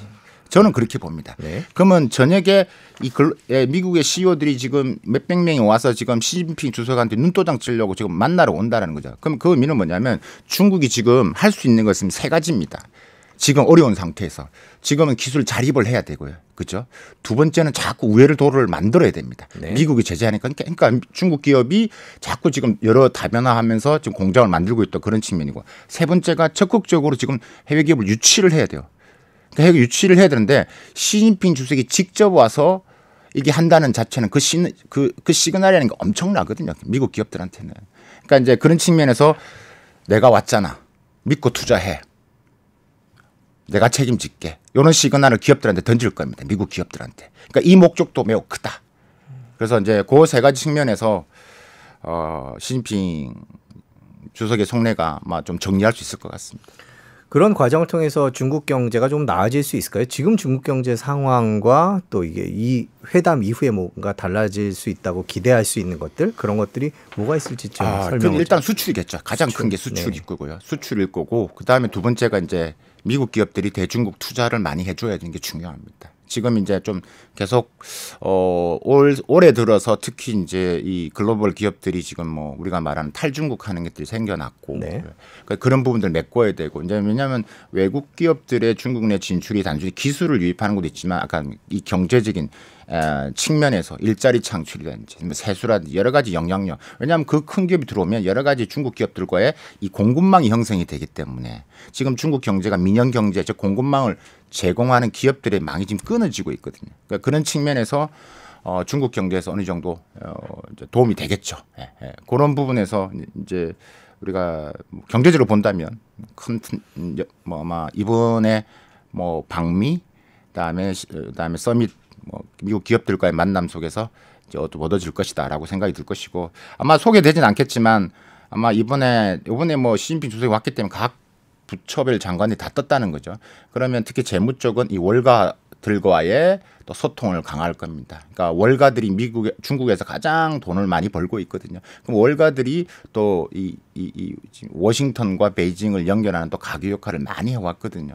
그런 데서 또 한 번 또 힘을 실어주는 여러 가지 목적에서 아마 이번에 시진핑 주석이 미국을 방문했을 거다. 단순히 바이든 대통령하고 아젠다 내용은 뻔히 알고 있는 거고 미국이 받아들일 거가 안 받을 알고 있기 때문에 그 플러스 지금 제가 말씀드린 것들을 아마 깔고 아마 미국을 갔을 거다라고 생각을 합니다. 시진핑 주석이 직접 움직였다는 거 그 자체로서 그러면 의미가 있다 이렇게 보고 계신 거예요? 그럼요. 미국 보시면 아시겠지만 올 상반기 때 글로벌 CEO들이 중국에 얼마나 많이 갔습니까? 그 눈도장 찍으려고. 그러니까 결국은 제가 이런 말을 많이 하는데 돈에는 사회주의와 자본주의의 꼬리표가 없습니다. 돈을 벌기 위해서 가는 겁니다. 그 기업이 왜 갑니까? 돈 벌러 가는 겁니다. 돈을 벌 수 있으니까 갑니다. 미국에서 가장 많이 돈 버는 기업이 미국 기업입니다. 이런 시진핑 주석의 뭐 방미를 통해서 그 기업들이 다시 중국으로 발을 옮길 수 있을까? 아니면 발 빼려던 것들을 멈출 수 있을까? 이런 회의론도 있긴 한데요. 어떻게 보세요? 애플이 인도에만 공장하고 중국에 뺏어 가느냐 그런 건 아니거든요. 네. 계속 공장이 있다는 건데 우리가 매체에 그걸 정확한 팩트를 좀 보셔야 됩니다. 제가 작년 기준으로만 통계를 말씀드릴게요. 작년 기준에 우리 FDI라고 하죠. 가장 많이 외국 자본을 끌어들였던 나라가 어디냐? 세계 1위가 미국입니다. 네. 당연히 그렇겠죠. 그렇게 해가지고 뭐 미국에 와라 안 하면 뭐 지원 안 해주겠다 하니 우리 다 갔잖아요. 예. 당연히 미국이 가장 많은 성장률을 했습니다. 2022년 기준입니다. 2위가 어디겠습니까? 중국입니다. 네. 그래도 중국에 투자를 많이 했다는 이야기입니다. 근데 올해 들어서 이제 약간 이제 조금 주춤한 상태긴 하죠. 네. 그러니까 미국 기업들이 가고 싶어도 지금 미국 정부가 규제를 하고 있기 때문에 못 가는 측면 그런 것도 보셔야 돼요. 그래서 이런 탈중국을 전체적으로 보시면 안 되고 살짝 안으로 들어가서 보면 실제 그렇지는 않다. 두 번째 아까 지금 말씀 있는 거 있어 말씀하셨잖아요. 그러니까 지금 그럼 아까 말씀드렸다시피 몇백 개 감는 그 CEO들이 다 뉴욕에서 오고 전 주에서 지금 2,000분이 넘는 입장료라고 하잖아요. 온 이유가 뭐겠습니까? 그러니까 어쨌든 고위 관료들과의 만남은 중국 사업에서 첫 번째입니다. 중국의 사업을 하기 위해서는 결국 공산당이 어디를 보느냐를 보는 게 첫 번째입니다. 방향성을 보고 따라가야 됩니다. 그러니까 많은 중국 기업들이 이런 말을 하죠. 야, 중국에서 돈 벌기 쉬워. 왜 어떻게 하면 쉬운데? 우리 기업들이 그렇게 돈 벌고 싶어 하는데? 그럼 저는 이런 말을 하죠. 공산당이 어디를 보고 있는지 보고 거기에 보조를 맞추는 게 중요합니다. 거기다 플러스 저렇게 눈도장을 찍고 그다음에 말 한마디 특히 다른 사람의 말도 아니고 네. 시진핑이 나를 믿고 투자해라. 이런 말이라는 것은 매우 큰 것들이요. 시진핑 주석이 미국의 기업들을 만나더라도 정작 미국 정부의 허락이 없으면 미국 기업들이 자유롭게 움직일 수 있을까? 중국에 투자할 수 있을까? 이런 의문점들이 계속 돌았거든요. 그러면 이런 거죠. 그러면 이제 지금 미국이 중국을 제재하는 영역을 봐야 되겠죠. 어떤 산업을 때릴 것이냐, 제재를 하느냐. 그러면 이제 그 관계 없는 기업들은 관계 없이 계속 하는 거겠죠. 네. 그러면 지금 미국이 보는 중국을 제재 우리가 견제하는 산업군들은 크게 한 세 가지의 카테고리로 나눌 수 있습니다. 이것은 제이크 셜리번도 여러 채널을 통해서 강조를 했던 겁니다. 첫 번째가 컴퓨팅 관련된 기술, 반도체, AI, 양자정보 기술. 이거 안 된다. 이거 디커플링 제가 확실히 오늘 시청자들 정리해 드릴게요. 이거 절대 안 된다. 이거는 아무리 두 사람이 만나도 안 된다라고 보시면 되고 두 번째가 이제 우리가 얘기하는 바이오테크 쪽. 그러니까 이제 백신이라든지 식량 안보 요런 쪽 같은 경우도 이제 심사가 더 까다로워질 겁니다. 지금 별로 안 나왔는데 요거 나올 겁니다. 계속. 그리고 세 번째가 우리가 말하는 그린테크 쪽. 전기차, 배터리. 우린 잘 알잖아. 봤잖아. 요 영역은 이걸 이제 미국에서 뭐라고 그러냐면 전력 승수 효과라고 전력 승수라는 말을 쓰는데 이 force multiplier라는 말을 씁니다. 그게 무슨 뜻이냐면 요 지금 세 가지 카테고리가 서로가 융합을 한다든지 혹은 다른 기술과 합쳐졌을 경우는 이게 전력 승수라고 써요. 확장된다는 거죠. 근데 이게 어디로 간다? 군사로 간다. 그럼 군사로 가면 결국은 이거는 미국이 원하는 게 그래서 국가 안보로 보는 것들이죠. 네네. 그러니까 미국은 이걸 국가 안보로 본다라는 것들이죠. 그러면 지금 말씀하신 영역에서는 계속 제재가 들어갈 것이다. 그러면 이제 그 많은 기업들이 그러면 지금 여기에 지금은 허가를 받고 가라는 것들이죠. 허가를 받고 가라는 거기 때문에 뭐 한편으로는 들어가지 말라라는 목소리이기도 하죠. 근데 바이든은 구멍이 많아요. 구멍이 많다니까 이 트럼프 대통령 전 대통령하고 좀 다르다는 이야기죠. 그러니까 그렇기 때문에 그래서 피해서 우회를 교를 만들었잖아요. 이번에 뭐 우리가 화웨이 7나노폰도 이거 나오자마자 지금 미국 상무부가 또 지금 이제 완전 레거시 반도체도 막겠다고 했던 게 다 지금 막고 있거든요.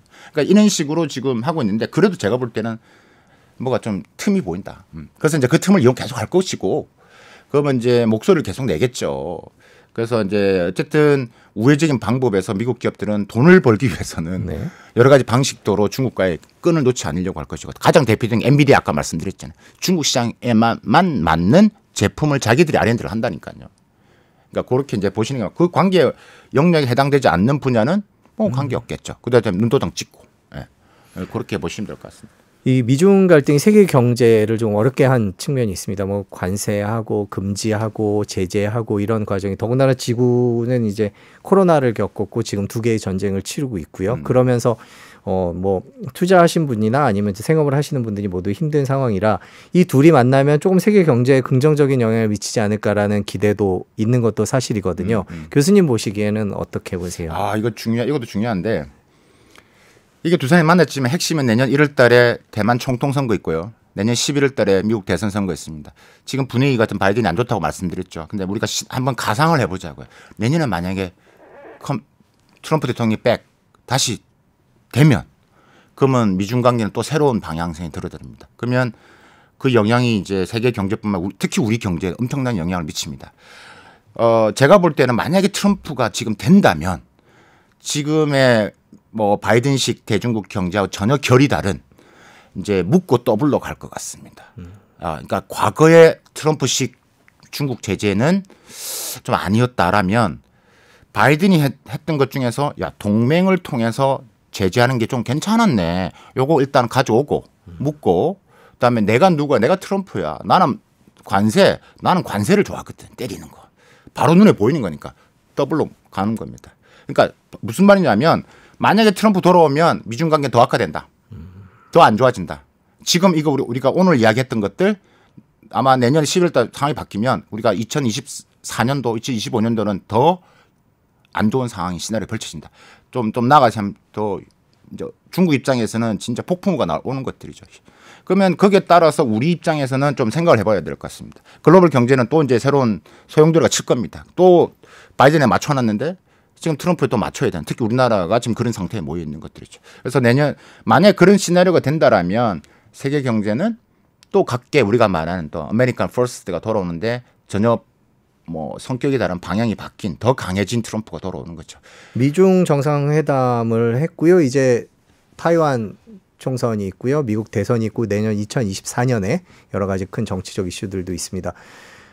미중 관계 내년에는 어떻게 전개될 거라고 예상을 하십니까? 내년 대선까지 그러니까 일단은 변수가 일단 1월 달 총통 선거인데 이번엔 나왔잖아요. 중국 관여하지 마라. 계속 시그널을 주거든요. 근데 뭐 거기에 대해서 뭐 안 한다 이런 말 안 하죠. 네. 그냥 뭐 총통 관여하지 마라 하면 이제 뭐라 하겠습니까? 그러면 거기서 이제 중국이 하는 이야기는 야 1년 전에 너랑 만났을 때 했던 오불 정책 그러면 대만 독립 지지 안 한다. 이야기를 해라. 그럼 그 말도 못 하는 거죠. 그러니까 맨날 맴돌고 있는 것들이에요. 그러니까 이제 서로가 다 알고 있는 부분들이에요. 그래서 이제 이 긴장 국면 일단은 보면서 만약에 뭐가 하나 또 나오잖아. 예를 들면 중국이 뭐 뒤에서 뭘 했어. 나오면 또 이제 또 상황이 또 악화될 수 있다라는 것들이죠. 이면서. 근데 그런 작업들을 하고 있기 때문에 지금 이게 지금 분위기 좋고 뭐 끝날 때 잘 가라 이렇게 해놓고 했는데 지금 또 바로 아까 기사 독재자 이런 말도 나오고 하는 거 보면 이게 오래 안 간다는 이야기죠. 그렇기 때문에 계속 소용돌이 칠 거다. 하지만 말씀드렸잖아요. 내년이 매우 중요한 연도고 미국과 중국이 다 지금 필요하다. 지금 이 중동에서 지금 이란이 못 들어오게 막을 수 있는 나라는 지금 중국밖에 없는데 중국 역할을 좀 해줘. 네가. 그 역할을 해줘야지만 내가 잘 정리를 해야지만 나도 지금 대외적인 리더십을 지킬 것이고 그래 지금 자국 내에서 지지를 받을 거 아니겠어요.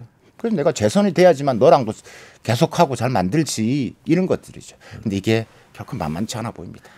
네, 저희가 오늘 중국 전문가를 모셨으니까 중국 경제 지금부터 내년까지 어떻게 될 거라고 생각하십니까? 시진핑 주석이 이번에 미국에 가서 한 타이완과 관련된 일련의 발언들은 어떻게 해석을 하는 게 좋을까요? 저희들이 제일 궁금한 건 전쟁이 일어나지 않을까? 뭐 이런 거였거든요. 어떻게 봐야 될까요?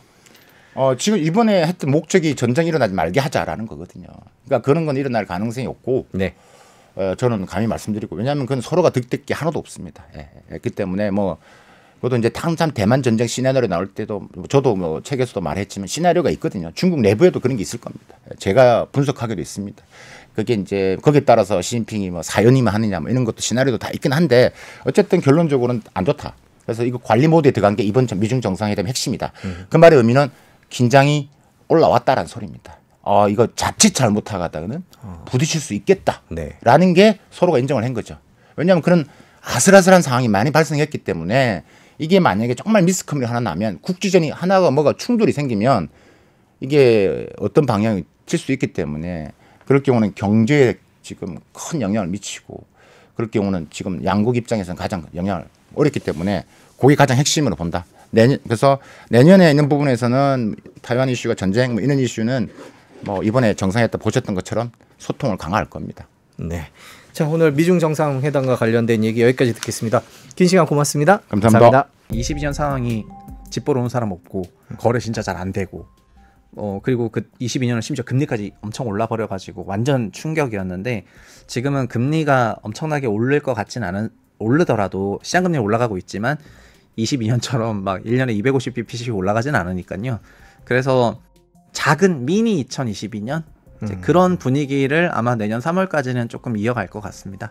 23년은 반짝 강세장이었는데 반짝 강세가 있었던 2, 3분기 때 금리 인하가 있었고, 그러니까 시장금리 인하나 상품금리 인하가 있었고, 그리고 정책 모기지가 있었는데 내년에는 3월 전까지는 이런 게 없는 상황이니까 이제 하락세가 한 자릿수 하락세가 내년 3월까지는 있을 것 같고요. 지금부터 내년 3월까지는 그 다음 특례 모기지는 정책 모기지는 신세가 특례론이니까 올해 10월부터 내년 3월까지는 정책 모기지도 거의 없거든요. 그러면 이제 수요도 없고 시중은행 50년 만기 대출도 없고 근데 분양은 많고 그러니까 기존 주택도 기본적으로 적체가 좀 되어 있는 상황에서 분양도 많으니까 뭐 말 그대로 찬바람이 날 수밖에 없는 그런 환경인 것 같습니다. 저는 이제 전세도 결국은 금리 영향을 받을 거라고 생각해서 내년 1분기 정도 됐을 때는 전세가도 하향 조정될 걸로 생각을 하고 있습니다만 현재는 전세가는 꽤 강세가 이어지고 있는 그런 국면이다 이렇게 말씀드리겠습니다. 오늘은 분양에서 얘기를 시작해 보겠습니다. 11월에 전국에 5만 세대에 이르는 분양 물량이 예정돼 있다라는 관련 기사가 있습니다. 전국 56개 단지에서 거의 5만이죠. 그리고 작년 동기보다 35% 늘었다라는 내용입니다. 일단 이거부터 좀 여쭤보고 갈게요. 대표님 보시기에 왜 갑자기 올해 분양이 없다가 이렇게 쭉 분양이 늘었다 이렇게 보고 계신 건가요? 일단은 분양이 증가하는 게 뭐 두 가지 경우가 있는데 하나는 분양이 너무 좋아서 그 분양 물량을 막 이것저것 다 긁어와가지고 늘리는 그런 긍정적인 개념의 공급 증가, 분양 증가가 있는데 올해 11월 달에 분양 물량이 증가하는 거는 좀 정반대로 네. 최근 보면은 내년도 분양 경기가 굉장히 안 좋을 거라는 전망들이 다시 올라가고 있거든요. 그러다 보니까 올해 분양을 하반기가 좀 좋아질 거라고 생각을 하고 분양을 조금 이연시켰던 사업 주체들이 내년을 가면 분양이 더 안 될 것 같으니까 올해 그냥 지금 빨리 분양을 해버리는 게 그래도 나을 수가 있겠다 이러면서 그 적체됐던 분양들을 11월부터 쏟아내더라고요. 그것 때문에 나오는 분양 증가여서 평년과는 조금 다르게 내년 시장을 보수적으로 보는 그런 결정에 따라 가지고 늘어나는 그런 패턴인 것 같습니다. 저희가 그래서 아파트 분양 전망지수 표를 준비를 했습니다. 주택산업연구원에서 나온 표인데요. 대표님께서 이 표를 보면서 조금 설명을 해주셨으면 좋겠습니다. 이게 무슨 뜻인지. 네, 그 분양 전망 지수라는 게 네. 그러니까 말 그대로 분양을 하면은 얼마나 좀 잘 될 것 같은지 그런 거를 이제 설명하는 지수인데 보시면은 올해 2분기, 3분기는 1분기, 2분기, 3분기는 분양 경기 자체는 계속 좋았거든요. 네. 그런데 그 지표 자체가 4분기부터는 좀 확연하게 내려가고 있는 게 나타나요. 네. 그래서 이 얘기는 내년도에도 추세선을 이어가게 되면은 내년에도 분양 경기가 굉장히 안 좋지 않을까 하는 그런 그 사업 주체의 걱정들이 들어가게 되어 있는 거고요. 그리고 올해 1, 2, 3분기 그 긴 기간 동안에 분양 지수가 좀 좋았던 거는 그 당시에는 연초는 일단 분양가도 쌌고 분양가 상한제가 되는 지역도 있었고 아닌 지역도 있었지만 아닌 지역이라 하더라도 분양가가 높진 않아서 네. 분양 경기는 뭐 상당히 좋았었는데 2분기, 3분기 넘어가면서 분양가가 어느 순간 좀 선을 넘기 시작을 해가지고 시장에서 이거 너무 비싼 분양가 아니야? 네네. 이런 말이 나오기 시작을 했었거든요. 그럼에도 불구하고 3분기까지는 뭐 분양 경기가 나쁘지 않았다고 할 수가 있는데 4분기부터는 분양가도 공사 단가나 서비스 인건비가 안 내려오니까 이제 자재값은 내려오더라도 공사비는 계속 올라가고 분양가는 계속 올라가고 그런데 지금 4Q부터는 대출이라든가 이런 부분에서 수요가 못 받쳐주기 시작하니까 이제 분양 성과가 안 좋게 나오기 시작을 하거든요. 이런 것 때문에 내년에는 저 지수대로 간다면은 내년도에 분양 전망 지수는 더 안 좋아질 것 같고 그런 생각들을 지금 사업 시행사들이 하니까 지금 4Q에 빨리 내야 되겠다 이렇게 생각해서 밀어내기 분양을 하고 있는 그런 상황입니다. 지금 11월이 절반 정도 지났는데요. 그럼 지금 뭐 얼핏 말씀을 해주셨습니다만 지금 분양시장 분위기는 어떻습니까? 분양 시장 분위기는 정확하게 완전 양극화되어 있습니다. 네. 네, 그래서 분양가 상한제로 공급하는 주택 같은 경우에는 분양 경쟁률이 뭐 특공만 하더라도 몇십 대 1 나올 정도로 높고, 근데 일반 분양 같은 경우에는 경쟁률이 좋지 못하죠. 네. 그래서 다만 정부가 분양 관련해서 그 참고하는 지표는 미분양인데요. 미분양은 원래 작년 말 같은 경우에는 7만 5천 세대까지 올라갔었어요. 그러니까 22년 9월 달에 그때 미분양이 4만 세대도 안 됐었는데 3만 3천에서 4만으로 한 달 만에 튀고, 그 다음에 뭐 4만 8천, 5만 5천, 6만 5천, 7만 5천 이렇게 쫙 가버리니까 부양책이 나왔던 거거든요. 그래서 7만 5천 분양 물량을 정점 찍고 그게 꾸준히 매달 1,000, 2천씩 내려와서 6만 8천까지 내려왔어요. 네. 그래서 정부가 생각하기에는 미분양이 줄었으니까 분양경기 전체적으로 완전 나쁜 건 아니다, 이렇게 생각을 할 수가 있는데, 문제는 올해 분양이 원래는 33만 호가 계획이었어요. 수도권 16만 호랑 지방 16만 호 계획이었는데 수도권과 지방이 지금 서로 반도 못했거든요. 올해 분양이 12만 호가 안 되다 보니까. 그래서 이제 11월, 12월에 밀어내기 하고 내년에도 좀 밀어내게 하지 않을까, 이런 생각인데, 그렇게 된다면은 미분양이 조금 더 증가할 것 같습니다. 그냥 6.7에서 바닥 찍고 다시 좀 증가할 것 같거든요. 네. 그렇게 될 거를 이제 시행사도 우려하는 거고, 제가 볼 때도 어떤 생각이냐면은 올해의 미분양 감소가 정부 부동산 부양 정책이 잘 먹히고 성공해서 막 미분양 문제를 해소했냐라가 아니라, 특례보금자 이론 하다 보니까 일부 기존 주택 시장이 좀 강세로 갔고 미분양이나 PF 위기는 현재 진행형이 돼버렸거든요. 그런 상황에서 밀어내기 분양해서 미분양 다시 7만 세대로 올라가고 막 이렇게 되면은, 그럼 너네 뭐 1년 동안 뭐 했냐, 뭐 정책 폈는데 결과적으로 PF 위기 그대로 미분양도 다시 7만 호대, 뭐 분양 위기 계속 많고 이러면은 소위 할 말이 없어지잖아요. 그래서 이런 상황이 12월, 1월쯤에 이런 분위기로 갈 것 같아서 그런 상황은 조금 우려스러운 상황인 것 같습니다. 그러면 예를 들어서 지금 부동산 시장에 최근에 상반기와 다르게 약간 찬바람이 불고 있는데 네. 이렇게 분양까지 몰리고 네. 특히 또 매물도 쌓이고 있고 예. 이런 악재들이 11월에 겹치는 것 아닌가라는 생각이 드는데 그거에 대해서는 어떻게 생각하세요? 네, 그거는 제가 지난번 제 경자살롱 나와서 그 추석이 끝나고 나서 분위기가 살짝 바뀐 것 같다, 네. 이런 말씀을 드렸었고, 그리고 그 이유는 9월 12일에 있었던 금융안정 회의 때 50년 만기 모기지 없애자 하면서 13일 날 바로 없애버렸고, 그리고 특례보금자리론이 올해 상당한 그 수요로 작동을 했는데 그거를 9월 27일부터 없애버렸거든요. 그래서 9월 26일부터 추석 연휴였으니까 네. 그래서 자연스럽게 추석이 끝나고 나면은 대출 프로그램이 사라지면서 그것 때문에 시장이 조금 둔화되지 않을까 했었는데, 뉴스는 보셨겠지만 10월에도 대출 통계는 많이 나왔어요. 근데 그 대출 통계라는 거는 대출이 집행되는 시점을 기준이다 보니까 신청월은 8, 9월이거든요. 네. 8, 9월 분위기 좋았을 때 신청했던 게 10월에 집행돼서 래깅이 조금 있었고, 아마 11월 통계가 나오면은 굉장히 위축되지 않을까 싶어요. 그리고 시장은 10월부터 말 그대로 신규 신청이 적다는 거니까 그 위축된 분위기가 이어지는 거고, 그래서 지금은 아까 청약이랑도 연결해서 생각해 보면은 그 특례 보금자리론에 이런 거는 청약 주택도 됐었어요. 그러니까 주택의 수요가 확실히 이제 존재했었다, 그 자금이 존재했었다고 볼 수 있는데, 지금부터 내년 3월까지는 그 다음 특례 모기지는 정책 모기지는 신생아 특례론이니까 올해 10월부터 내년 3월까지는 정책 모기지도 거의 없거든요. 그러면 이제 수요도 없고 시중은행 50년 만기 대출도 없고, 근데 분양은 많고, 그러니까 기존 주택도 기본적으로 적체가 좀 되어 있는 상황에서 분양도 많으니까 뭐 말 그대로 찬바람이 날 수밖에 없는 그런 환경인 것 같습니다. 집을 내놔도 보르는 사람이 없다 뭐 이런 얘기들이 나오고 있는데 실제로 상황은 그렇습니까? 네. 집을 그게 거래량이 위축이 되고 있는 게 눈에 띄게 잡힐 정도니까, 뭐 거래량 얘기하면은 뭐 서울시 거래량을 가장 먼저들 얘기하시는데, 작년 서울시 거래량은 한 달에 1,000건도 안 됐었습니다. 네. 근데 올해는 8월 달에 전성기였는데 3,800대까지 올라갔었거든요. 그러다가 그게 이제 내려오기 시작을 해가지고 아마도 저게 시차가 있으니까 뭐 3,000대 초반까지 내려왔다가 아마도 제 생각에는 나중에는 뭐 2,000대, 1,000대 이렇게 내려갈 것 같습니다. 네. 그게 지금의 분위기인 것 같고요. 그리고 3,000세대로 올라갔다 하더라도 평년 거래량으로 따지면 월에 한 6,000건은 됐거든요. 그래서 그게 평년의 50%나 60% 정도밖에 안 되다 보니까 만성적인 그런 수요 위축이나 거래 위축은 있는 상태예요.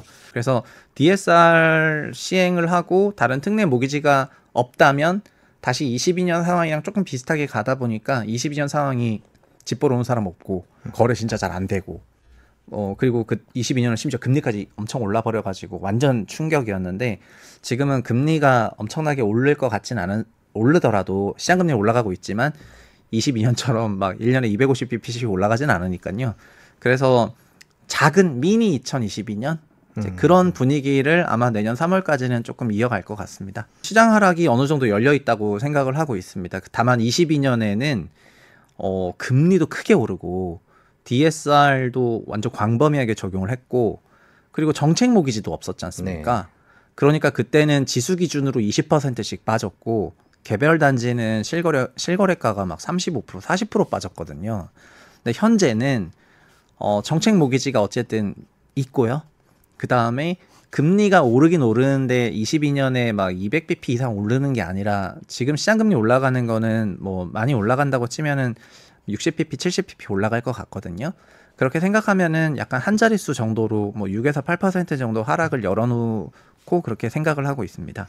네, 저희가 지금 11월 부동산 시장의 분위기 얘기를 하고 있는데요. 뭐 거래량 얘기를 해봤고 11월에 지금 아파트나 일반 주택이나 이제 가격 움직임은 어떻습니까? 일단 매매가 같은 경우에는 상승률이 둔화되는 게 뭐 이제 피부로 잡힐 정도 통계로 잡히고 있습니다. 뭐 물론 저는 주간 동향은 이제 정말 큰 의미가 없었다고 생각하고 월간 실거래 지수를 보면 된다 생각하는데 이것도 아쉬운 부분이지만은 월간 실거래 지수는 2달 레깅이 있습니다.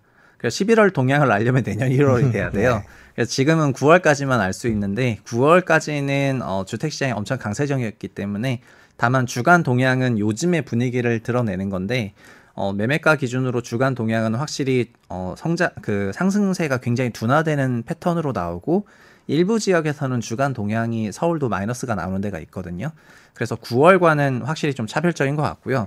다만 특징적인 건 전세인데 전세는 지금 주간 동향도 그렇고 월간 실거래 지수도 그렇고 전세는 상당한 강세예요.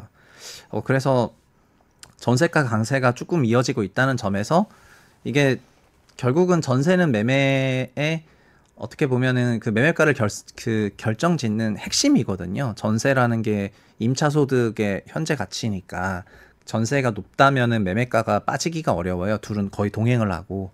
그래서 지금 전세가는 좀 상당히 강세로 나오고 매매가는 약세로 흐르고 있는 그런 국면이 조금 이어지고 있는 건데 저는 이제 전세도 결국은 금리 영향을 받을 거라고 생각해서 내년 1분기 정도 됐을 때는 전세가도 하향 조정될 걸로 생각을 하고 있습니다만 현재는 전세가는 꽤 강세가 이어지고 있는 그런 국면이다 이렇게 말씀드리겠습니다.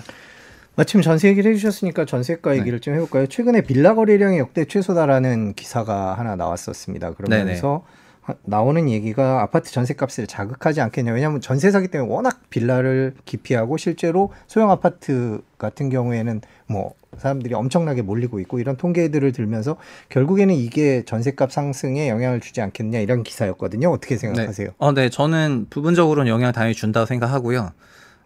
근본적으로 우리나라에 2,200만 채 이상의 주택이 있는데 공동주택은 약 1,400만 호 조금 넘고 그 다음에 단독 다세대, 다가구 이런 형태의 주택들이 한 800만 채 정도는 되는 거거든요.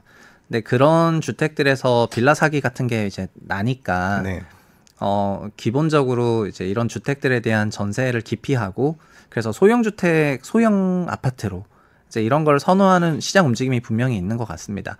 그리고 올해 전세 상승은 사실 매매 상승이랑도 똑같은데 일단 근데 더 구조적으로는 사실은 올해의 전세가 상승도 시장 금리가 내려간 부분이 더 커요. 그러니까 전세 상승률도 둔화가 되다가 내년에는 조금 하향 안정화되지 않겠냐 이렇게 생각을 하고 있습니다. 앞으로 부동산 시장 전망을 좀 해보겠습니다. 올해 연말에 2022년만큼은 아니지만 그래도 제법 떨어지는 미니 하락장이라는 표현을 써주셨는데 그 미니 하락장은 얼마나 어느 정도 갈까요? 물론 제가 시기를 말씀드리는 게 아니라 어떤 조건을 보고선 저희가 그것을 좀 내다볼 수 있을까요? 저는 시장 전망할 때 그 많은 분들이 입주 물량을 보면서 공급으로 이제 시장을 전망하는 것과 조금 다르게 매년 발생하는 그런 수요 변화에 집중하는 게 중요하다고 생각을 하고 그리고 수요 변화는 결국 가계대출이었고 가계대출은 대출 제도와 금리의 영향을 받아왔거든요. 그런데 대출 제도와 금리적인 부분에서 보자면은 길게 과거 한 몇 년 전으로 가면은 20년, 21년 그런 제로화 금리 상황 때 연평균 가계대출이 130조씩 늘었고 가계대출 외에 자영업자 대출도 연간 엄청나게 늘어서 지금 600조짜리가 거의 1000조 될 정도로 엄청나게 늘었는데 그게 부동산 시장으로 많이 흘러가면서 그 수요가 폭발했고 그걸로 올라갔었고요. 22년은 정반대 상황이었고요. 23년은 반짝 강세장이었는데 반짝 강세가 있었던 2, 3분기 때 금리 인하가 있었고 그러니까 시장금리 인하나 상품금리 인하가 있었고 그리고 정책 모기지가 있었는데 내년에는 3월 전까지는 이런 게 없는 상황이니까 이제 하락세가 한 자릿수 하락세가 내년 3월까지는 있을 것 같고요. 내년 3월부터 그 신생아 특례론을 또 작동을 시키고 특례 디딤돌, 특례 버팀목 이런 대출 돌리면은 그게 또 그 마중물이 돼가지고 일부 지역에서는 그 강세로 전환을 할 것 같거든요.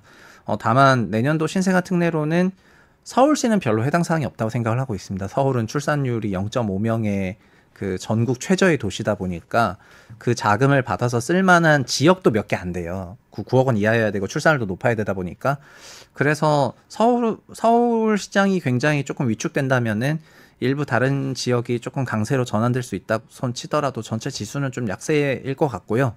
그래서 3월부터는 그나마 온기가 있겠지만 전반적으로는 약세. 3월 전까지는 수요가 없으니까 이제 좀 상당한 한 자릿수 하락세 정도를 생각을 하고 있습니다. 그리고 선거까지 얘기하면 네. 내년 또 주요 이벤트에 총선이 있어요. 그렇죠. 그래서 총선과 관련해서 막 오늘도 그 1기 신도시 특별법을 뭐 연내 통과시킨다 만다 막 이런 공약들이 나올 정도로 이제 공약이 막 넘치는 그런 시대가 됐거든요.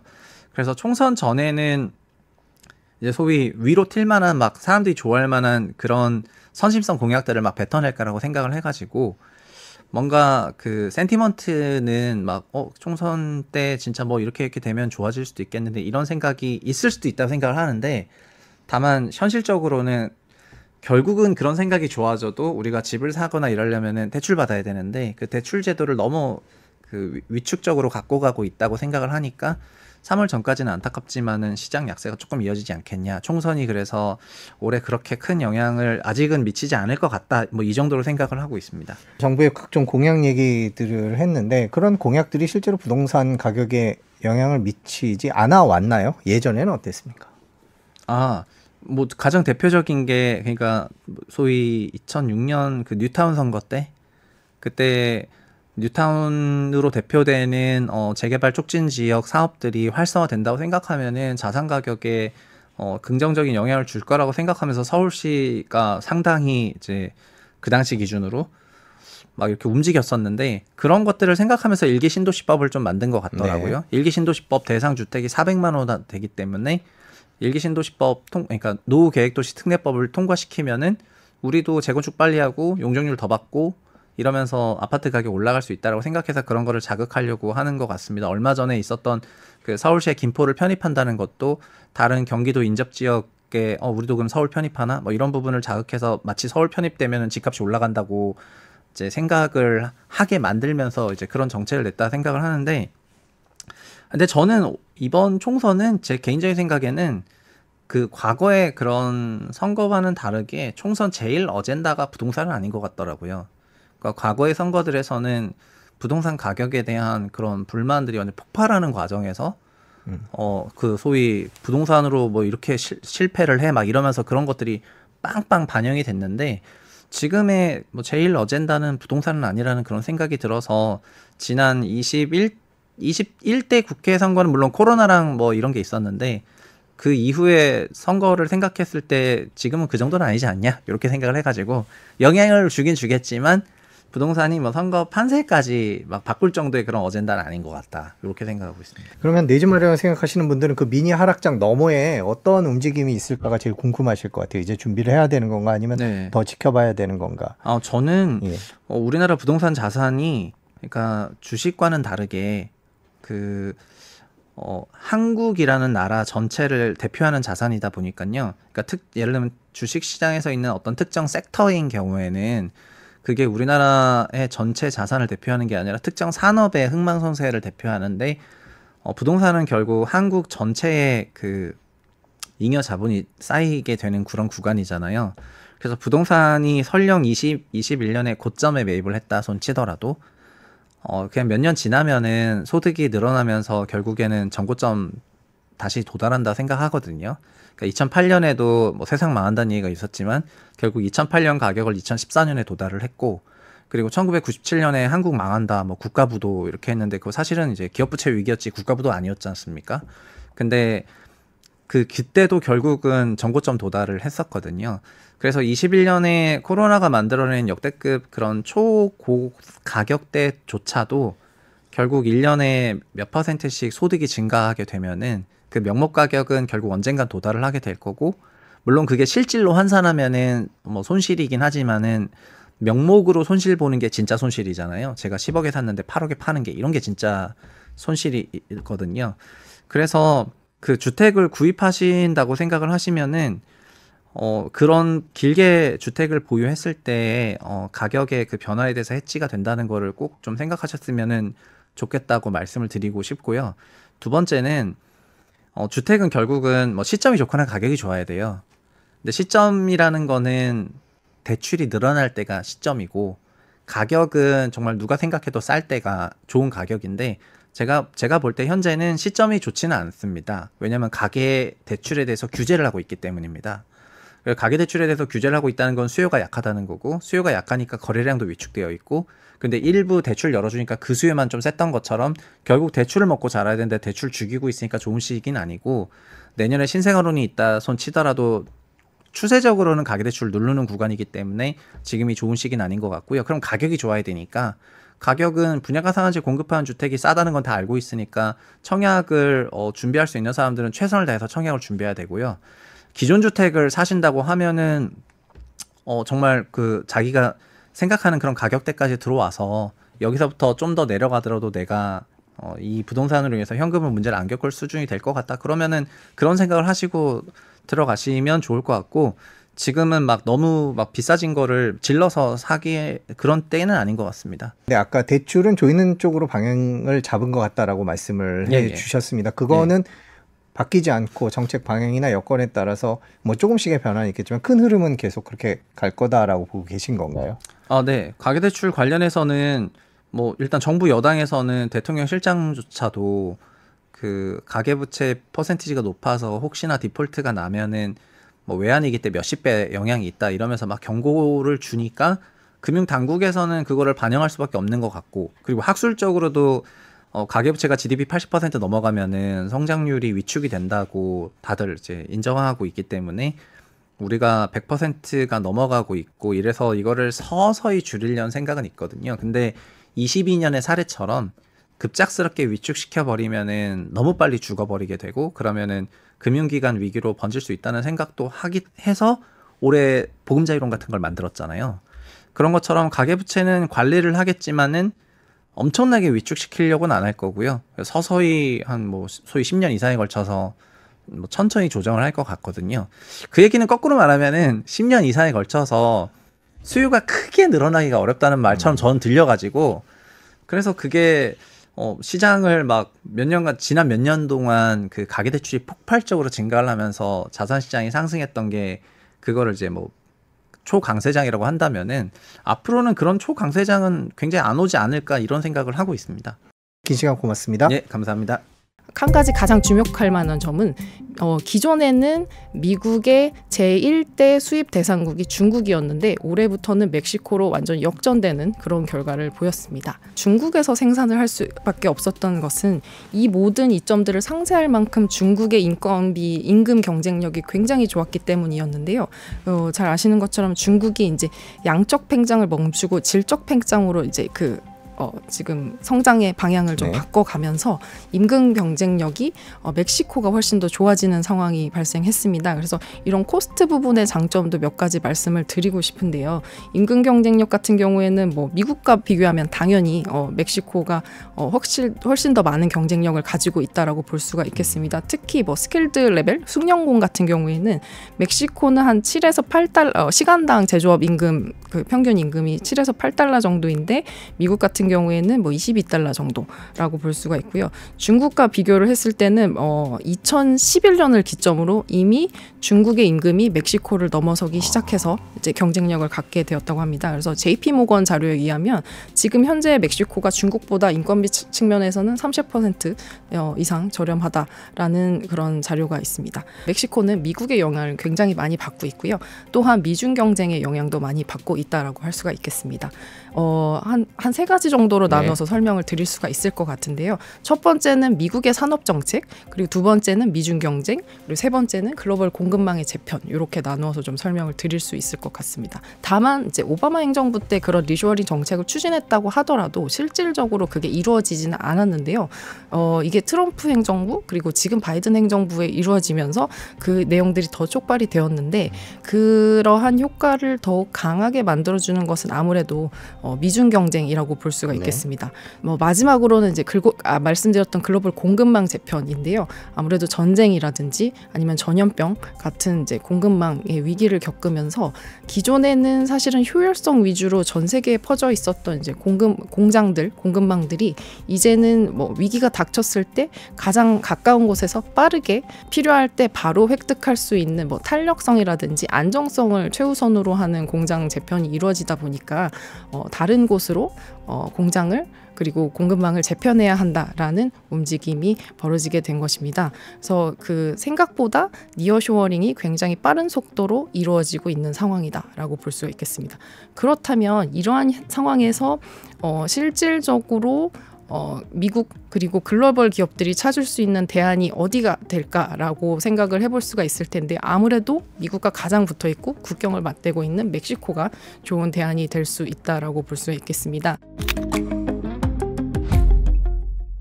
네, 미중 갈등 여파로 반사 이익을 얻은 나라 중에 하나로 멕시코를 꼽습니다. 오늘은 멕시코 얘기를 좀 해보려고 하는데요. 테슬라 같은 기업으로부터 우리나라 기업들까지 너도나도 공장을 짓고 있고 요즘 가장 힙한 나라이기도 합니다. 코트라 전문위원이시죠. 박민경 위원 모셨습니다. 안녕하세요. 안녕하세요. 네, 일단 최근 멕시코가 미국 옆에 붙어 있다는 이유로 니어쇼어링이라는 표현을 쓰면서 대표적인 수혜 지역으로 얘기가 되는데 실제로 멕시코가 미국의 그런 덕을 본 건 사실인가요?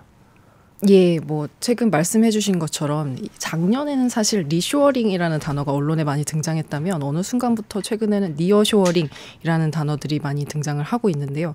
아무래도 이제 중국을 대체할 수 있는 넥스트 차이나가 어떤 곳인가에 이목이 집중되고 있는 상황인 것 같습니다. 질문에 대한 답을 드리자면 결론부터 말씀드리면 네, 맞습니다. 멕시코는 미국의 영향을 굉장히 많이 받고 있고요. 또한 미중 경쟁의 영향도 많이 받고 있다라고 할 수가 있겠습니다. 한 세 가지 정도로 나눠서 설명을 드릴 수가 있을 것 같은데요. 첫 번째는 미국의 산업 정책, 그리고 두 번째는 미중 경쟁, 그리고 세 번째는 글로벌 공급망의 재편, 이렇게 나누어서 좀 설명을 드릴 수 있을 것 같습니다. 첫 번째는 뭐 많은 분들이 이미 잘 아시는 것처럼 아무래도 이제 오바마 행정부 때부터 진행된 리쇼어링 정책, 그래서 중국이라든지 다른 세계 여러 곳에 위치하고 있었던 공장을 미국으로 불러들이는 과정에서 바로 옆에 위치한 멕시코 아니면 뭐 인근국에 관련된 조금 더 저부가 가치 혹은 조금 더 저임 노동력이 필요한 그런 공장들이 위치하는 형태의 니어쇼어링이 더 촉발될 수 있는 계기가 마련되었다라고 볼 수가 있겠습니다.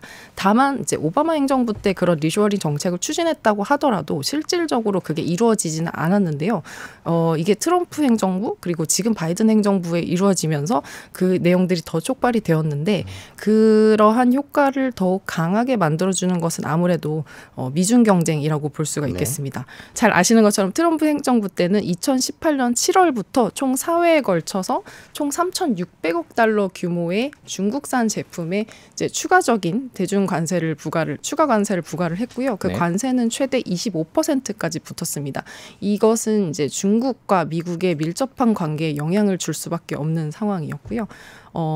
그리고 이제 이러한 그 301조 대중관세와 더불어서 미국이 중국에 대한 뭐 수출 통제라든지 아니면 장비 뭐 규제라든지 이런 것들이 계속적으로 이어지면서 아무래도 기존에 중국이 가지고 있었던 뭐 글로벌 그 수출이나 무역의 강자로서의 그 이점이 좀 약해지는 계기가 되었다라고 볼 수가 있겠습니다. 마지막으로는 이제 말씀드렸던 글로벌 공급망 재편인데요. 아무래도 전쟁이라든지 아니면 전염병 같은 이제 공급망의 위기를 겪으면서 기존에는 사실은 효율성 위주로 전 세계에 퍼져 있었던 이제 공급망들이 이제는 위기가 닥쳤을 때 가장 가까운 곳에서 빠르게 필요할 때 바로 획득할 수 있는 탄력성이라든지 안정성을 최우선으로 하는 공장 재편이 이루어지다 보니까 다른 곳으로 공장을 그리고 공급망을 재편해야 한다라는 움직임이 벌어지게 된 것입니다. 그래서 실질적으로 이게 지금 리쇼어링이랑 니어쇼어링 이런 부분들에 대한 이야기는 사실상 지금 완전 처음 언급이 되고 있는 내용은 아니고 몇 년 전부터 언급은 되고 있었었는데 이러한 요인들 때문에 본격화되었다라고 볼 수가 있을 것이고요. 그래서 실제로 미국 컨설팅 펌에서 작년에 이제 미국에 있는 중소기업 공급망 전문가 300명을 대상으로 설문조사를 해봤는데 그 응답자의 88%가 2023년까지 본인들의 공급망을 미국 혹은 미국과 가까운 곳으로 재편하겠다라고 답변을 한 바가 있고요. 또한 그 45% 정도는 니어쇼어링 형태로 기존의 공급망을 완전히 재편하겠다라고 답변을 한 바가 있습니다. 그래서 그 생각보다 니어쇼어링이 굉장히 빠른 속도로 이루어지고 있는 상황이다라고 볼 수가 있겠습니다. 그렇다면 이러한 상황에서 실질적으로 미국 그리고 글로벌 기업들이 찾을 수 있는 대안이 어디가 될까라고 생각을 해볼 수가 있을 텐데 아무래도 미국과 가장 붙어있고 국경을 맞대고 있는 멕시코가 좋은 대안이 될 수 있다라고 볼 수가 있겠습니다. 실제로 지금 앞서 기자님께서 말씀을 해주셨던 것처럼 이제 멕시코로의 최근 글로벌 투자가 상당히 많이 증가를 하고 있는데요. 2021년에 대멕시코 투자가 전년 대비 거의 12% 가까이 상승을 했고 2022년에도 거의 14%, 15% 가까이 전년 대비 상승을 했는데 그 수치가 363억 달러에 이르고 이것은 이제 7년 만에 거의 최대치에 이르는 상당한 규모의 투자라고 볼 수가 있겠습니다. 그리고 2023년 올해 상반기까지의 그 투자 규모를 봐도 벌써 290억 달러에 이르기 때문에 올해도 역시 작년보다 더 높은 수의 글로벌 투자를 유치할 것으로 보입니다. 그래서 투자가 이렇게 많이 유치가 되고 있고 이미 많이 아시는 것처럼 멕시코는 대미 수출을 주로 하고 있는 수출 구조를 이루고 있기 때문에 미국으로의 수출 역시 굉장히 좋은 수치를 보이고 있습니다. 그래서 2021년 같은 경우에는 미국의 그 멕시코로부터의 수출이 3,800억 달러 정도에 이르렀고요. 그다음에 작년 2022년 같은 경우에는 4,500억 달러 수준이었습니다. 그래서 올해는 아직 전체 수치가 확정되지는 않았지만 한 가지 가장 주목할 만한 점은 기존에는 미국의 제1대 수입 대상국이 중국이었는데 올해부터는 멕시코로 완전 역전되는 그런 결과를 보였습니다. 그래서 이렇게 그 수치들이 보여지고 있는데 이미 다 아시겠지만 굳이 멕시코가 이러한 버퍼를 받아서 좋은 퍼포먼스를 보일 수 있는 이유들을 좀 말씀을 드려보자면 멕시코는 사실은 그 지리적인 특성 때문에 제조업이 발달할 수밖에 없는 환경에 있었습니다. 실제로 미국 바로 밑에 있었기 때문에 이미 1930년대에 미국의 자동차 빅3들이 멕시코에 공장을 만들기 시작했고요. 그다음에 1965년도에는 마킬라도라 제도라고 해서 그 미국과 국경을 맞대고 있는 국경 지역들 그쪽에 이제 그 수출 가공 단지, 임가공 단지를 설립을 해서 외부에서 수입해서 들어온 부품들을 조립해서 다시 수출하는 그런 형태의 그 가공 수출 산업이 굉장히 많이 발달을 했습니다. 그리고 사실은 이제 2000년대 초반에는 이제 중국이 세계 공장으로서 굉장히 많이 팽창을 하고 이제 제조업 강국으로서 성장을 했지만 그때도 동시에 멕시코가 특히 미국과 이제 글로벌 지역으로 이렇게 수출할 수 있는 제조업 기지의 역할을 지속하고 있었습니다. IRA 같은 경우에는 사실상 여러 가지 요인들이 멕시코를 향하고 있다라고 봐도 과언이 아닐 것 같은데요. 아시는 것처럼 IRA에 따라서 미국에서 친환경 차량이 세제 혜택을 받기 위해서는 크게 이렇게 여러 가지 요인들이 있기는 하지만 크게 세 가지 카테고리를 충족을 시켜야 되는데 첫 번째가 북미 지역에서 최종 조립한 그런 차종이어야 할 것 있고요. 그다음에 배터리 부품 요건 같은 경우에도 북미 지역에서 제조한 배터리의 부품 요건을 올해 같은 경우에는 50% 이상을 충족해야 되지만 그 시일이 가면서 그래듀얼리 뭐 100%까지 충족을 해야 세제의 혜택을 받을 수 있는 것으로 나와 있고요. 그리고 마지막으로 핵심 광물 부분, 배터리에 들어가는 핵심 광물 같은 경우에도 미국과 FTA를 체결한 국가에서 가공이나 재련을 한 그런 광물을 써야 세제 혜택을 받을 수 있는 것으로 나와 있는데, 이런 요인들을 종합해 봤을 때 교집합으로 들어가는 것은 실질적으로는 멕시코이기 때문에 결국은 이런 것들이 이제 많은 글로벌 기업, 그래서 이제 완성차 기업이라든지 부품 기업이라든지 심지어는 광물을 재련하고 이제 이런 가공하는 기업들까지 멕시코로 이제 투자를 더 많이 하게 되는 요인으로 작용하지 않았나 싶습니다. 더불어 말씀드리고 싶은 것은 이러한 이점이 사실은 이전부터 계속 있었음에도 불구하고 중국에서 생산을 할 수밖에 없었던 것은 이 모든 이점들을 상쇄할 만큼 중국의 임금 경쟁력이 굉장히 좋았기 때문이었는데요. 잘 아시는 것처럼 중국이 이제 양적 팽창을 멈추고 질적 팽창으로 이제 지금 성장의 방향을 좀 바꿔가면서 임금 경쟁력이 멕시코가 훨씬 더 좋아지는 상황이 발생했습니다. 그래서 이런 코스트 부분의 장점도 몇 가지 말씀을 드리고 싶은데요.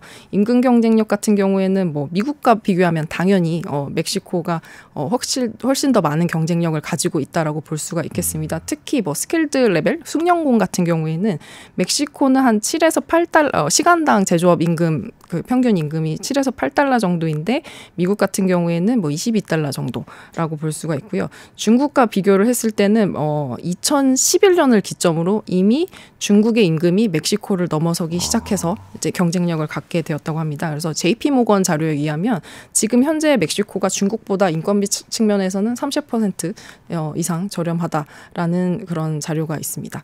더불어서 이제 에너지 가격이라든지 산업용 단지 임차료 이런 부분에도 경쟁력이 있다고 볼 수가 있겠는데요.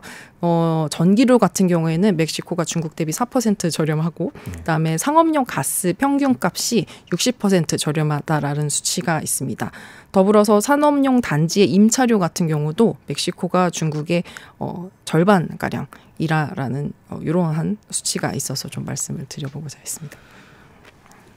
미국 입장에서는 실제로 이제는 예. 중국이 없이 멕시코만 있어도 되겠다라고 할 수 있는 여건들이 갖춰져 있다, 이렇게 볼 수 있겠네요. 지금 말씀해 주신 대로라면.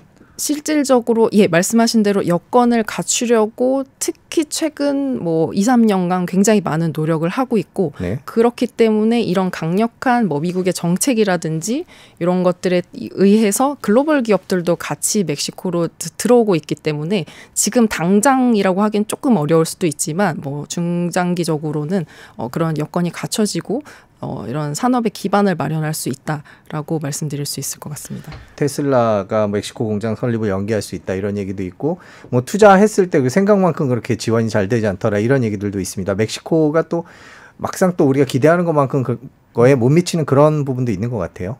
예, 맞습니다. 테슬라 같은 경우에는 뭐 이제 전 세계 6번째 기가팩토리를 이제 멕시코에 건설을 하려고 했었고, 그 중에서 선택한 곳이 누에보레온이라고 멕시코 북부에 있는 국경 지역에 있는 곳이고요. 그곳은 이제 산업단지들이 발달을 해 있고, 굉장히 유명하고 이제 퀄리파이드 된 공과대학이 있기 때문에 인력들도 어느 정도 충족을 할 수 있는 지역이라고 알려져 있어서 처음에 이제 많은 그 전문가들이 그 테슬라가 멕시코에 투자를 한다고 했을 때 아마도 누에보레온 지역이 될 것이다라고 이야기를 한 바 있습니다. 하지만 이제 말씀해 주신 것처럼 그 최근에 이제 뭐 공장 설립 일정이 생각보다 그렇게 빨리 시작되지는 않을 수도 있다라는 언론 보도들이 많이 나오고 있는데 그 부분은 뭐 저도 뭐 테슬라 관계자가 아니기 때문에 정확하게 말씀드리기 좀 힘들지만 전반적으로는 전 세계 전기차 시장의 성장세가 좀 둔화된 것이 가장 큰 요인이지 않을까라는 생각이 있습니다. 왜냐하면 그 전기차 성장의 초기에는 아무래도 그 성장세가 가팔랐지만 지금은 조금 둔화된 측면이 있어서 여러 가지 차원을 좀 고려한 것이 아닐까라는 생각이 있었고, 앞서 말씀해 주셨던 것처럼 현지의 인프라 같은 경우에도 글로벌 기업들이 그 투자 진출을 할 때 여러 가지 많이 그 고민을 하는 사항 중에 하나인데, 아무래도 멕시코는 그래도 신흥국에 아직은 속하고 있다 보니 제반 인프라가 인프라가 조금 부족한 경우들이 많습니다. 네. 특히 사실은 이제 테슬라가 처음에 그 투자 누에보 레온에 투자를 하겠다라고 밝혔을 때 당시 지금 이제 멕시코 대통령께서 거기는 조금 어렵지 않을까라고 이제 언급을 하신 바가 있는데 그 이유가 사실은 최근에 최근 2-3년간 이제 미국 서부는 물론이고 멕시코 북부 지금 남미 끝에도 이제 굉장히 그 가뭄이 굉장히 심각한 상황입니다. 그래서 식수도 부족하고 당장 이제 국민들이 먹을 식수도 부족하고 그러다 보니 이제 농업용수도 부족하고 산업용수도 부족한 경우들이 많아서 이 부분에 대한 애로사항을 조금 미리 좀 워닝을 해주고자 하는 차원에서 대통령께서 그렇게 말씀을 하신 게 아닐까 싶은데요. 이제 글로벌 기업들이 투자 진출을 할 때 이런 부분 멕시코에 아직은 조금 이제 감안해야 될 이런 챌린지라고 볼 수 있는 부분들, 뭐 이제 제반 뭐 용수라든지 아니면 전기 인프라, 뭐 송배정마 이런 인프라 같은 경우들은 아무래도 이제 한국만큼 그렇게 이제 원활하게 뭐 되어 있지는 않다라는 점을 좀 감안을 해주셔야 할 것 같습니다. 지금 말씀해 주신 거 말고도 정치적 불안이나 혹은 저희가 이제 뭐 넷플릭스나 이런 데를 통해서 보는 마약 카르텔 드라마들이 멕시코가 배경일 경우가 많으니까요. 사건 사고도 가끔 보도가 되고요. 이제 그런 불안감도 있는 것 같아요. 그런 문제는 어떻게 평가를 하십니까? 그 부분은 사실은 이제 그 중남미 자체적으로도 가지고 있는 성장을 저해하는 가장 큰 요인 중에 하나라고 볼 수가 있을 텐데요. 사실상 이제 미국이나 글로벌 기업들이 뭐 30년대, 60년대 멕시코에서 원활하게 사업을 할 수 있었음에도 불구하고 중국이나 다른 지역으로 간 이유 중에 하나도 사실은 그런 치안 문제가 없지는 않다라고 볼 수가 있거든요. 그래서 그 부분들은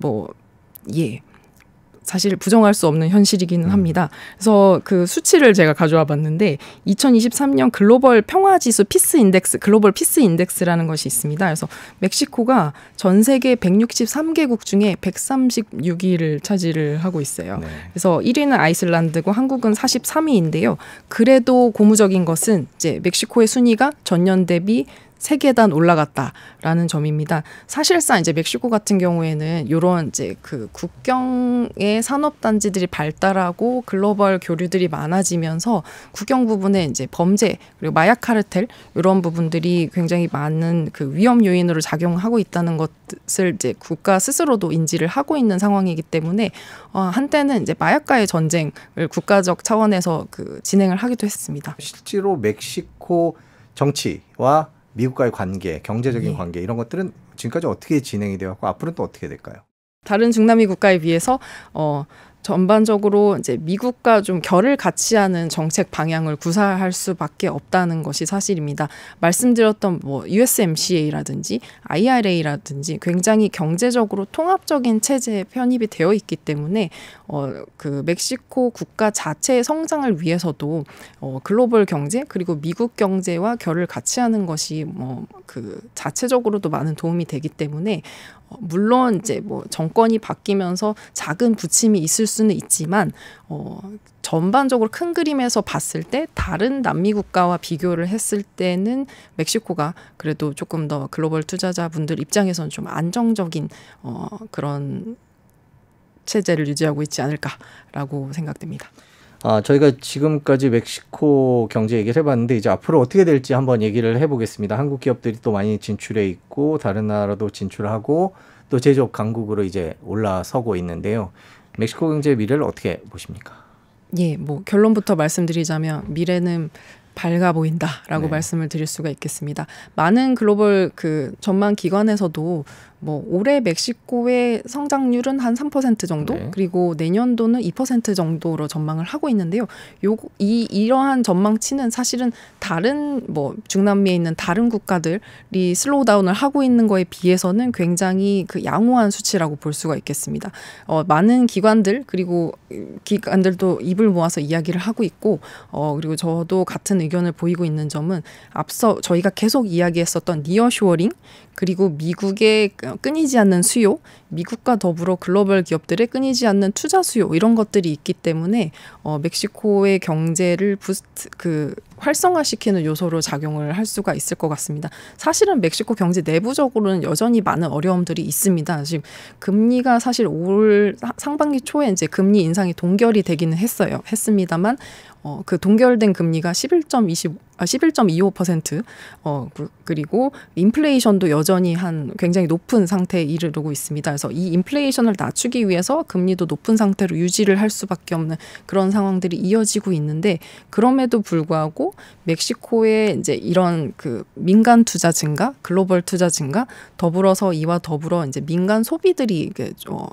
긍정적인 방향으로 향후 진행이 될 것으로 지금 분기별로 나오는 수치들을 보면 그렇게 보여지고 있습니다. 그렇기 때문에 적어도 그 당분간 중단기적으로는 멕시코의 미래는 긍정적이다라고 볼 수가 있을 것 같습니다. 그리고 아까 한국 기업들의 그 멕시코 진출도 말씀을 해주셨는데, 우리 기업들도 사실은 굉장히 이른 시기에 이제 미국 시장을 바라보고 멕시코 진출을 결정을 했기 때문에 웬만한 대기업들이 모두 진출을 해 있고, 네. 그다음에 현지에서 일자리 창출이라든지 기술 혁신이라든지 이런 다양한 활동들을 하면서 현지에서 굉장히 좋은 반응을 얻고 있습니다.